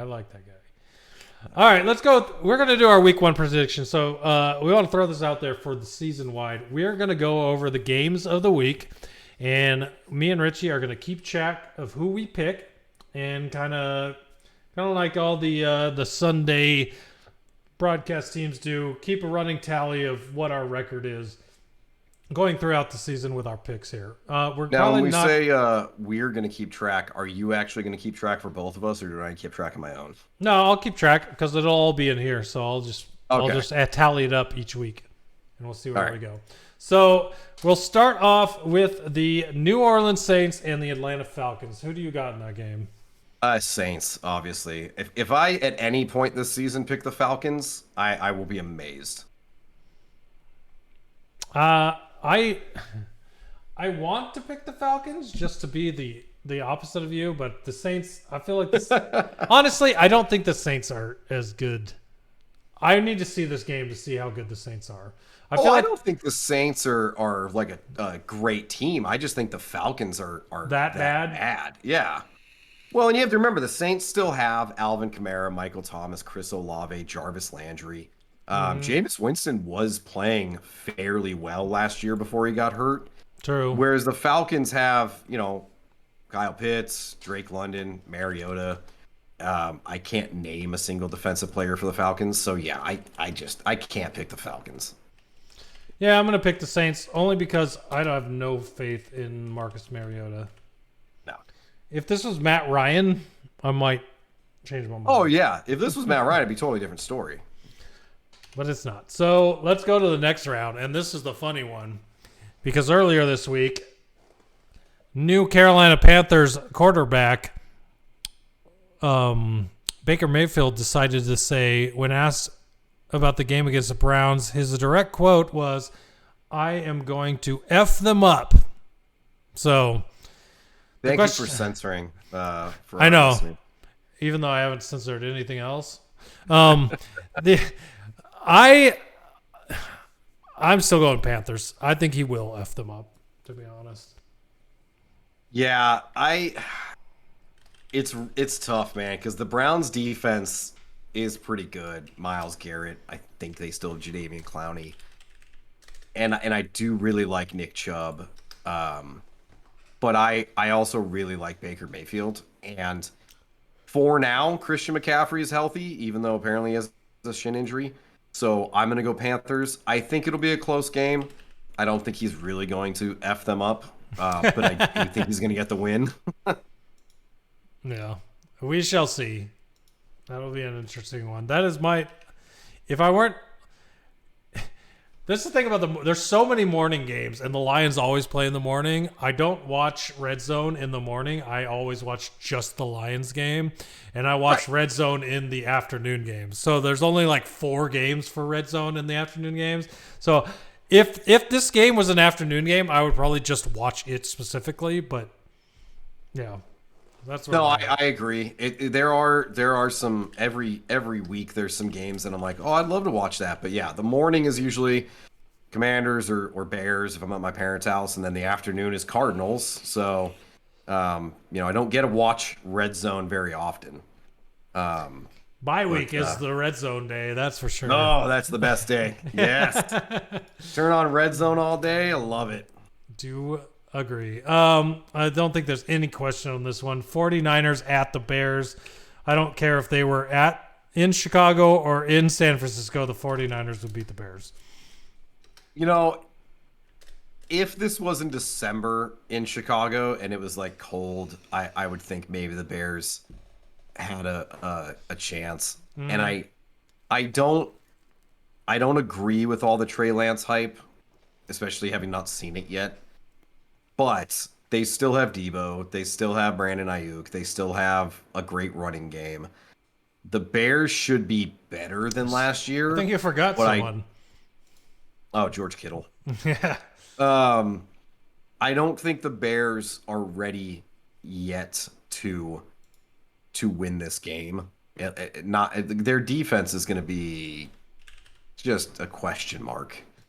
So yeah, I've got to go the 49ers too. I want to go the Bears. I want to do so. I want to just like throw it out there and be different. But this is also a competition, so it's like I don't want to just be different just to be different. I'm also trying to win. Which is why I did not say the Falcons. Exactly. Yeah. Here's an interesting one. Well, how about this? You switch to the Falcons and I'll switch to the Bears. All right, I'm down. I'm doing it. All right. All right. There we go. We'll switch it up a little bit. We'll have some differences. All right. I'm going to take the Pittsburgh at the Bengals. I'm taking the Bengals. If they were starting Kenny Pickett, I might think differently. But I don't think Mitch Trubisky's beating the Bengals in Cincinnati. I think this is going to be a more competitive game. Like right now, so I'm on FanDuel right now, and the spread is Cincinnati by 6.5. I don't think Cincinnati's going to blow them out. I think the Pittsburgh will at least keep it competitive. But I think agree. Cincinnati's going to win. And here's why. Everyone's like, the Bengals were in the Super Bowl last year. But also think about what the Bengals' record was last year. They didn't blow everyone out of the water and then roll into the playoffs as a 1-2 seed. Right. They had a hell of a playoff run. Like they were just a middle of the road team last year. So the Bengals, there's a lot to prove for the Bengals. And but at home against the team starting Mitchell Trubisky, I'm picking the Bengals. So yeah, absolutely. I like I said, I think it'll be close, but Cincinnati wins. Well, here's a fun one. Philadelphia Eagles favored at Detroit Lions. Well, I'm curious to see where you're going to go as a Lions fan, but I'm going to go Eagles. I am going to go Lions only because they're at home and they're coming off of Hard Knocks and they feel like they have something to prove. I like it. I hope they win. I just think the Eagles, everybody's hyping up Jalen Hurts, A.J. Brown. I personally don't think Jalen Hurts is that good. I don't either, but everybody's talking about him being like an MVP candidate, so we'll see. Jalen Hurts? Oh, yeah. People think he's going to break out like Josh Allen did or Lamar Jackson did. Like he's going to rush for 1,000 yards and pass for 4,000 and all this crap. Yeah, everyone's just all. I guess they're expecting A.J. Brown to just go crazy now. But I don't know. We'll see. I wouldn't be surprised if they lost, but I feel like watching Hard Knocks, watching everything that Dan Campbell's preached about setting the tone, going out there and doing something. I feel like if they lose this game, we're going to have a losing season. I feel like if they win this season, then they start off on that, you start pushing a snowball down a hill, right? I think they just build off it and win. If they don't win this game, it'll be... A lot of people that are not just Lions fans won't understand this reference, but the term SOL... It's not shit out of luck. It's same old Lions. So if they lose that first game, we're right back in the SOL. So I gotta root for the Lions to win this one, and I feel like they can. Yeah, I think they can, and I want them to, because like you said, coming off of Hard Knocks and like the way the team is is like framed right now, if they win this game, it's a huge boost to them just as an organization. Mm-hmm. And I really want them to. Don't think they I'm will? not so sure they can do it. It makes sense. Listen, I will never fault anyone for not picking the Lions, okay? So, next up, you got the Indianapolis Colts favored at the Houston Texans. Should we even talk about this? No. It's like the Falcons. If I ever pick the Texans to win, now granted things could change, and in week 10 the Texans, like Davis Mills is developed into the a starter. Texans could play the Bears, and I could watch them be close in 10 games and be like, all right, well, there's a chance Houston wins this game, so I'm going to pick them. That can happen, know. but odds are if they're playing a team that's good, I am not picking the Texans. Right, Unless they surprise me, because that season that they were trying to tank for Tua in Miami, they were close on a lot of games. By the way, Brian Flores, I have the utmost respect for that guy. Love the guy because of the fact that he's like, this team is tanking, but I am not a tanking coach. And he won games and was close in a lot of games. So whoever the Houston Texans coach is, because I don't even know, if that's the case here in Houston, you can change my mind on picking you if you show up. It's the Texans coach Lovie Smith. Is it? Oh, God. Then I guess I'm not picking them. It is, yeah. Lovie Smith became coach in February of this year. Lovie Smith. I mean, I like Oh yeah. Lovie. But you know what's tough Chicago. about this week 1 is especially hard because we're trying to figure out how teams have changed through the draft and free agency. Yeah, we have no example except preseason. Yeah. And half the teams didn't play and their we starters. still remember them from last year because I was thinking about this with the Eagles Lions. Like, I remember the Eagles last year weren't great, but I think they finished second in the NFC East. But they add AJ Brown, Jalen Hurts supposedly taking the next step. Those are all the things that are supposed to happen. They're supposed to be better, but there's plenty of times where teams have not turned out to be anything like they were supposed to be. So, like the Texans, if they lived in a bottle where it was just them, right? Then yeah, they'd be better. But everyone else either got better or worse. So if other teams could have just got better than they did. Well, because I remember last year, I think it was last year, week 1, when the Texans beat the Colts. Was it last year or 2 years ago? But there was like a game where it was week 1 and the Texans beat the Colts or somebody. And It was like they should not have won that game. And then somehow they pulled off a win. And it was just the most amazing thing. So, I mean, anything can happen, of course. But well, who was the team that almost went 0 and was on their pace to go 0-16 last season? And then they won that game, and you're like, oh, my God. It'll still only be the Lions. I can't remember when. Anyways, I'll move past it. But, yeah, it's just, making picks like the Texans. I say I'm never going to choose them throughout the season, but it's like you never know what's going to happen. So yeah, I know. I knew what you're saying, so. All right, but we'll move on. All right, so next up you've got the New England Patriots at the favored Miami Dolphins. This is actually a tough one, man. I was surprised to see the Dolphins were favored over the Patriots.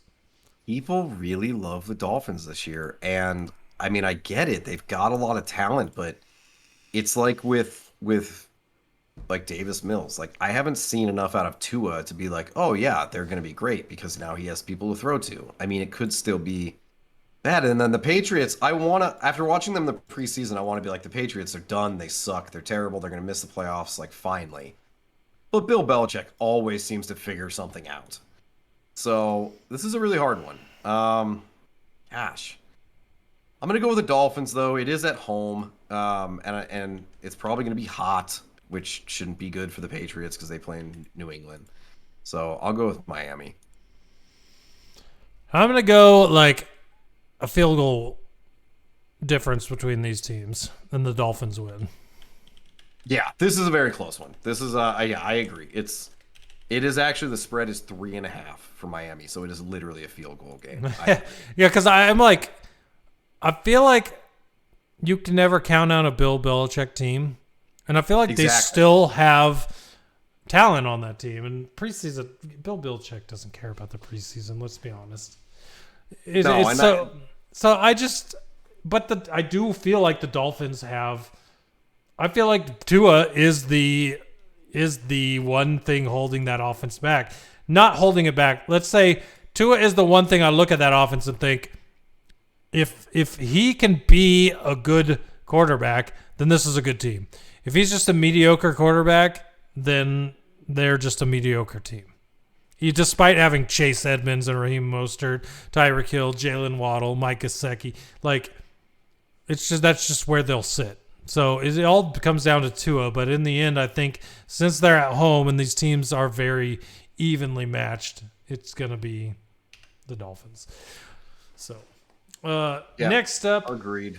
You have the Baltimore Ravens, who are favored at the New York Jets. Ravens. I mean, it is Joe Flacco revenge game kind of thing, so that's an interesting take, but the Ravens are just a better team. I'm sorry, Joe Flacco, but you have... Well, I wouldn't say you have nothing to prove, but even if you... I don't feel like if you won this game, you would prove anything. So that's where I'm at. I'm going to Ravens as well. Next up, your favorite team, the Jacksonville Jaguars, who are not favored at Washington Commanders. And I am going to go with the Jaguars. Are you? Wait, what? Because I watched my offense in the preseason and was super unimpressed. The Jaguars are a team on the rise. New coach. They got a bunch of new players. Trevor Lawrence taking the next step. They signed Evan Ingram. Our defense, our secondary is terrible, especially against tight ends. I have to see the Commanders and Carson Wentz play better to truly believe it's going to happen, because they played in all the preseason games. Carson Wentz played in all 3 preseason games, and he looked like ass in all of them. And our offense didn't move the ball. Our starting offense didn't move the ball. So I have zero faith in my team going into week 1. And I think the Jaguars are going to be better this year than they've been in the past couple of years. So, yeah, I'm going Jaguars. Before I make my pick, holy crap, David Mayo, the guy they signed off a waiver wire after the final cuts, is your starting linebacker? Well, they play a nickel base more than they play the 4-3. So they have Cole Holcomb and Jamin Davis as their starting 2 linebackers with 5 defensive linemen. But Mayo is like the number 1 backup. When they're in the, because he's above John Bostic, Jonathan Allen. I was like, what? I didn't know John Bostic was still on the team. Apparently he is. He's behind David Mayo though. That's weird. Okay, Chase Young is out. That's what I was looking for, because I'm looking at your depth chart, and Chase Young is out for this game. Chase Young is out. He's on the PUP list too. He won't be back to week 5 at the earliest, and honestly, it seems like he might be out even longer. No Chase Young. I just need to see it. I need them to prove they need to earn my love again. I still love the team, but I'm not a blind fan to been like, oh, Commanders are going to win every game. I need to see Wentz play better. I need to see our defense be able to stop people. I'm going to pick the Commanders, and I'm going to pick it as a high-scoring game. Because I do not see the Commanders stopping anyone. Well, okay, I take that back. I like Cameron Curl, your strong safety, is out, according to this. Oh, did not know that. That sucks. So it leaves your back end a little rough. Linebackers are still good. Montez Sweat is still playing with Jonathan Allen and Deron Payne. I feel like the defense is okay, but I just feel like there's going to be a lot of points scored. And I feel like even with Ryan Robinson, you guys will be able to score points. So we'll see. Well, and that's the thing. On paper, our offense should be able to score points. I look at our receivers, Gibson, and it's with Carson Wentz, the offense wasn't terrible last year. You upgrade at quarterback with Carson Wentz, they should be better. But watching the preseason and just thinking, doesn't look better.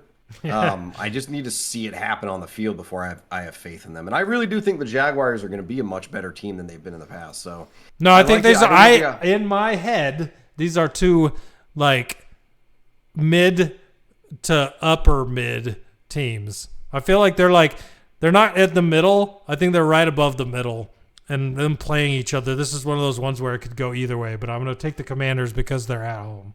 So next up, you got the Giants at the Tennessee Titans.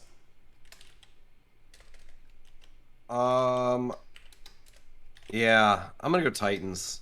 I do think this is an interesting one about the Titans. I mean, Henry is healthy. They traded AJ Brown away. I just with the Giants. I mean, there's all the talk about Barkley's back and he's healthy, and they've got a new offense. They're gonna throw a lot. But I just don't know if their defense can stop Derrick Henry, and I don't know if they're really going to be that good to score points. So yeah, I got to go with the Titans. I'll say Titans are a known commodity. The Giants are not. Yeah, and the Titans almost made it to the Super Bowl. Yep. The Giants did not make it to the playoffs, so I'm going to go with the Titans, and I'm hoping to see good things from the Giants, but I don't think. Well, I'm not going to say I don't think. I hope to see good things with the Giants. I don't think the Titans are going to lose here. I think the Giants are going to be better than I expect them to be. I just don't think they're going to win week 1 against the Titans. I do think the offense is going to be a lot better, but we'll see. All right, big game here because we're both fans of one of the teams in this one. The Kansas City Chiefs at the Arizona Cardinals. Now, before you say anything, I want to point this out, okay? Because I've talked about this already in this podcast. Teams want to pretend like the preseason doesn't matter. We watched Thursday Night Football. It was sloppy as crap. People don't want to play their players in the preseason because they don't want them to get hurt. The Arizona Cardinals are coming into this game with 11 people hurt without playing their starters. Does it really help? Did it really help? You're still going into your first week with 11 players hurt. It makes no sense to me. Yep. Which is why I will be picking the Chiefs because the Cardinals cornerbacks might end up being people you've never even heard of. Our secondary was bad enough when everyone was healthy, and then we lose Byron Murphy for this week, and then the other guy who had a great camp. Trayvon Mullen, the guy you traded for, is not playing. Yeah. Murphy's out. Did you see the one guy, I don't remember his name, I think it was like Antonio something, but he burned himself at home and won't be able to play. And he was having a great camp. He was looking good. But, yeah, our defense, Chandler Jones is gone. J.J. Watt's banged up. He may not play. And then we didn't play any of our offensive starters. The Chiefs did. And if you watch them in the preseason, that's the thing. The Chiefs played their starters. They are ready to go down the field. I mean, it was ridiculous how good the Chiefs looked in the preseason. I'm picking the Chiefs. I will be at this game. I think it's going to be a massacre. I honestly think the Cardinals are going to get blown out. Will not be surprised if that is the case. It's going to be... I'm taking a Chiefs fan, so she will be very excited. But I just like going to football games, but I have zero hope for the Cardinals in this game. I'm with you, man. I am completely with you on that one. I just could not believe they have 11 people injured. What? Yeah. And a lot of them are people where it's like, yeah, I mean, you talk about Byron Murphy, J.J. Watt, Zach Ertz, like Rondale Moore, Rondale Moore. I didn't know he's just out. When was he get hurt? They just announced today, he's out for the game. I'm like, cool. Hopkins is suspended. Rondale Moore's out. So AJ Green is our number 2 receiver. Maybe Andy Isabella will finally do something in this game. Maybe he has his chance to do something. Coming out party, week 1, 2022. Yeah. Greg Dortch might even get some play. That's the crazy part. Next up, you got the Las Vegas Raiders at the favored Los Angeles Chargers. This one's actually tough. This is a tough one for sure. Yeah, this is. I'm still gonna go with the Chargers. One, it's at home for the Chargers, and two, they're all around the better team, better defense, better offense. I do think Devontae Adams makes the Raiders better, but the Chargers have Mike Williams, Keenan Allen, Austin Eckler, Sony Michel now, and then their defense is super talented too. So yeah, I gotta go Chargers. I think the Chargers are going to be are obviously a playoff team this year. They missed it last year. I didn't not understand that last year. They barely missed it. And the thing about the Chargers is, do you remember that game? Offense is just as good as their their defense is just as good as their offense, in my opinion. The people they have on that defense, Derwin James, Joey Bosa, like they have a ridiculous defense. Oh, they have Khalil Mack now? Yeah, they're crazy. Yeah. So, absolutely. I'm definitely taking the Chargers as well. I didn't even know they got Kyle Van Noy, former Lion, traded to the Patriots, who was a freaking beast in the Patriots. Nice. Yeah. Asante Samuel Jr. I didn't know they had that. They got him last year. Oh right? yeah, he's really good too. Yeah, they're just talented on both sides of the ball. I love my Chargers. For anyone saying, why are you saying you're Chargers? I lived in San Diego, and they're my third favorite team. Go Chargers. Packers at Vikings. Vikings are favored. They are, really. Yes. I know the Packers have like no big name receivers, and the one that was supposed to be their number one, Allen Lazard, is dealing with an injury and may not play. But they still have Aaron Jones and A.J. Dillon. They still have Aaron Rodgers. I think, again, this is going to be a close one. It's a divisional game. Of course, it'll be close, but give me the Packers. All right. Well, I am taking the Vikings at home. I would love to see the Green Bay lose. I mean, I'd love to see them lose every game, but yeah. I think the Vikings are healthy. I love Dalvin Cook's healthy. Justin Jefferson's healthy. You know, Irv Smith's healthy. Sorry. My tight end. Let's go. So the only person injured on their starting lineup is their right end. So I think I'm not trying to say the Packers are going to be bad this season. I'm just going to say that in week one, the Packers are going to be trying to figure it out because they're another team that did not start starters. So good luck figuring it out.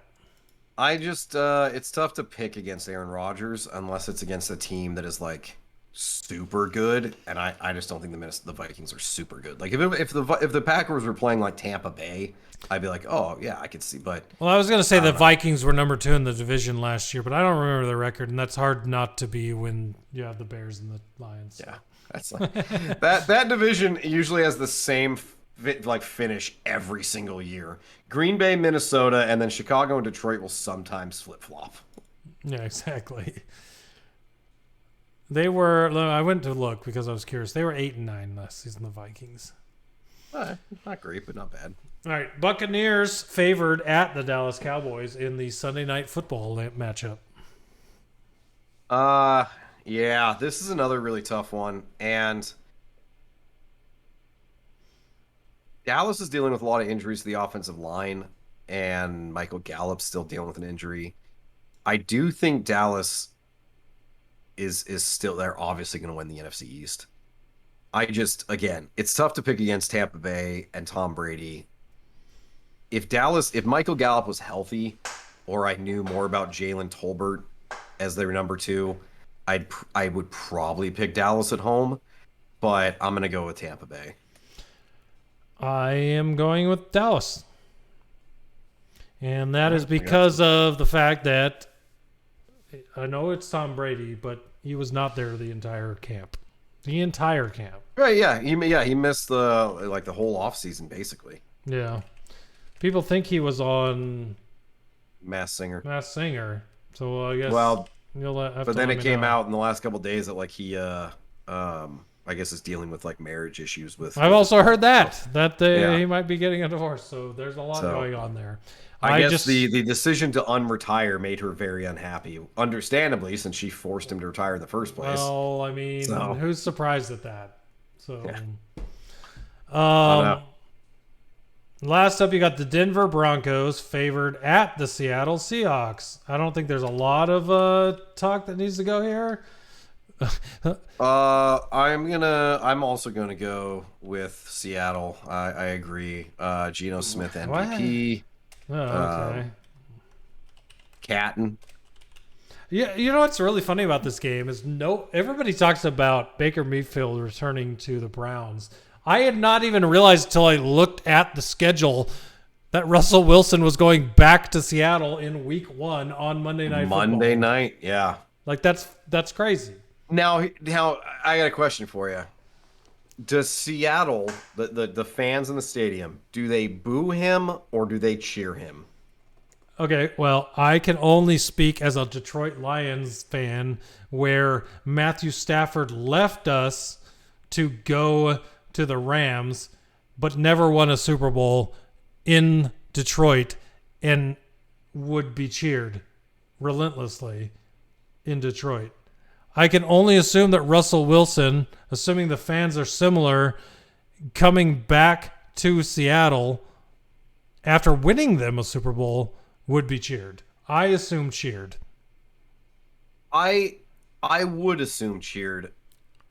I, however, have met Seahawks fans, and I don't think any of the Seahawks fans I've met appreciate the player as much as they do the organization. At least that's the impression I get. Mm-hmm. So I'm very curious to see. I remember when Brett Favre came back to Green Bay as a Viking, they booed him. And I asked, at the time, I asked a Packers fan about it, and they said, well, it's because he's on the Vikings. And I'm like, all right, that makes sense. So Russ on the Broncos, they're not a Seahawks opponent. If he came back as a Cardinal. Yeah, they boo him, understandably. It's like if Stafford showed up in a Bears jersey in Detroit, you'd probably boo him. Oh, God. Yeah. Yeah. So I really think and hope that he gets cheered by the Seattle because he did great things. He deserves it for them, right? Yeah. The Seahawks weren't even on the map.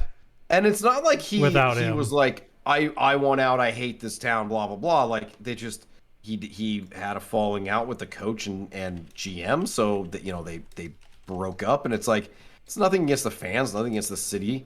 So yeah, they better cheer him, man. That guy, I didn't like him when he was on the Seahawks as a Cardinals fan, but as a quarterback and as a guy off the field, I respected him. And now that he's on the Broncos, it's like, I love Russell Wilson. Nope. I'm with you.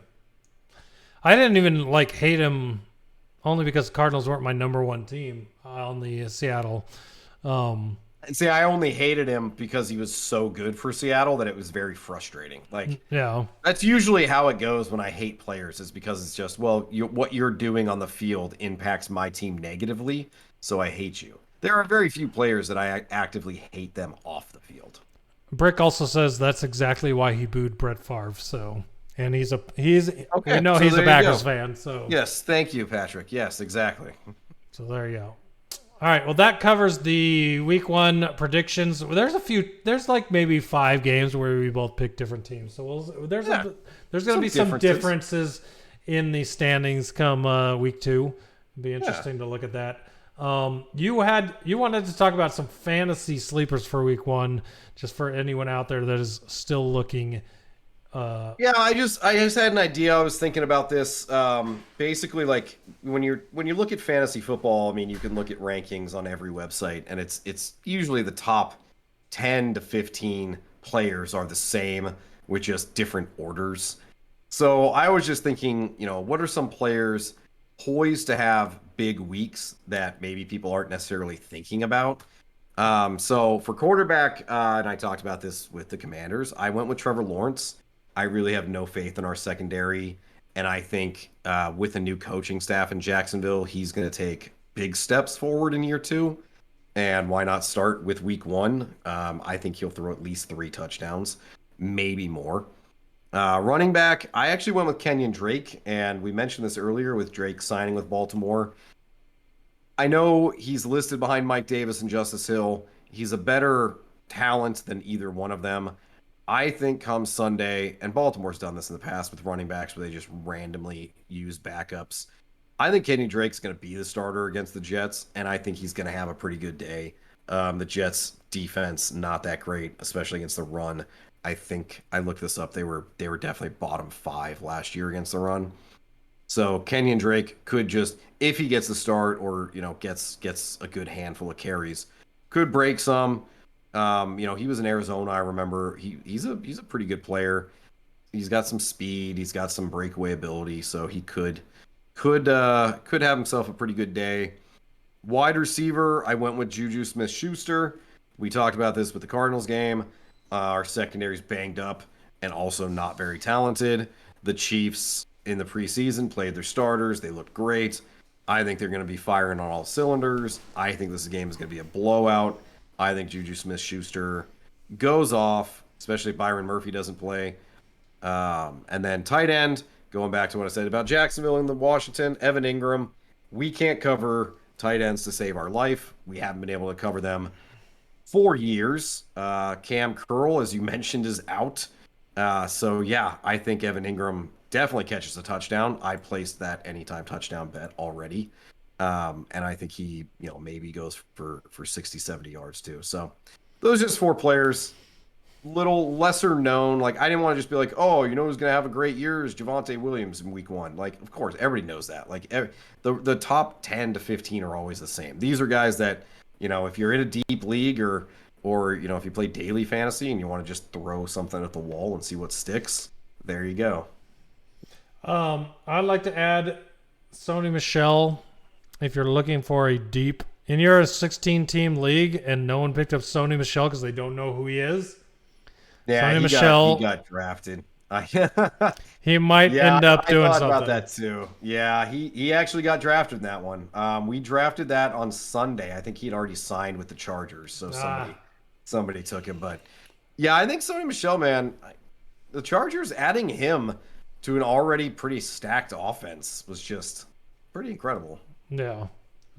Imagine, I was kind of mad that Justin Jackson got cut from the Lions. I remember how good he was as a backup because he got a lot of playing time on the Chargers.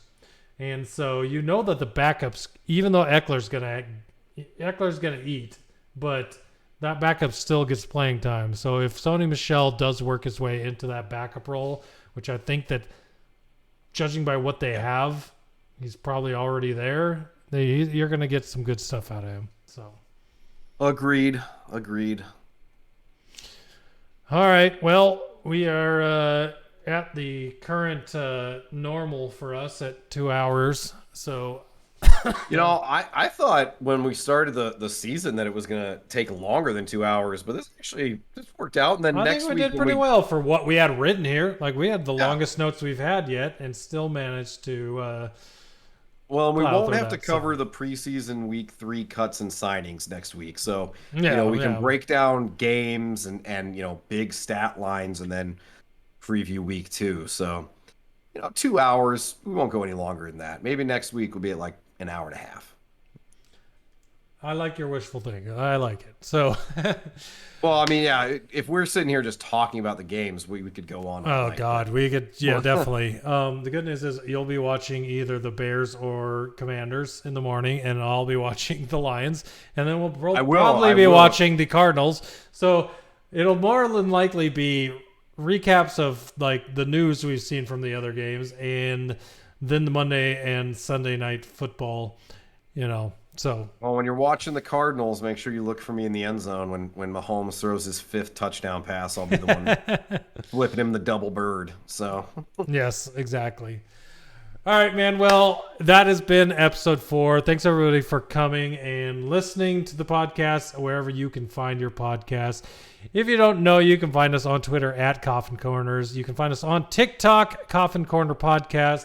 Posted some pretty funny things there this week as far as fantasy jokes go.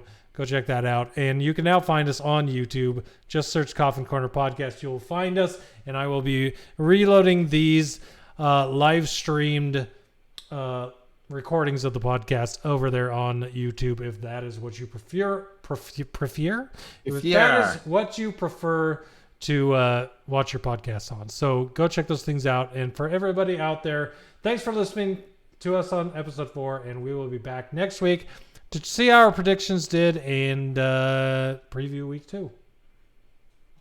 Awesome. Bye, everyone. Later.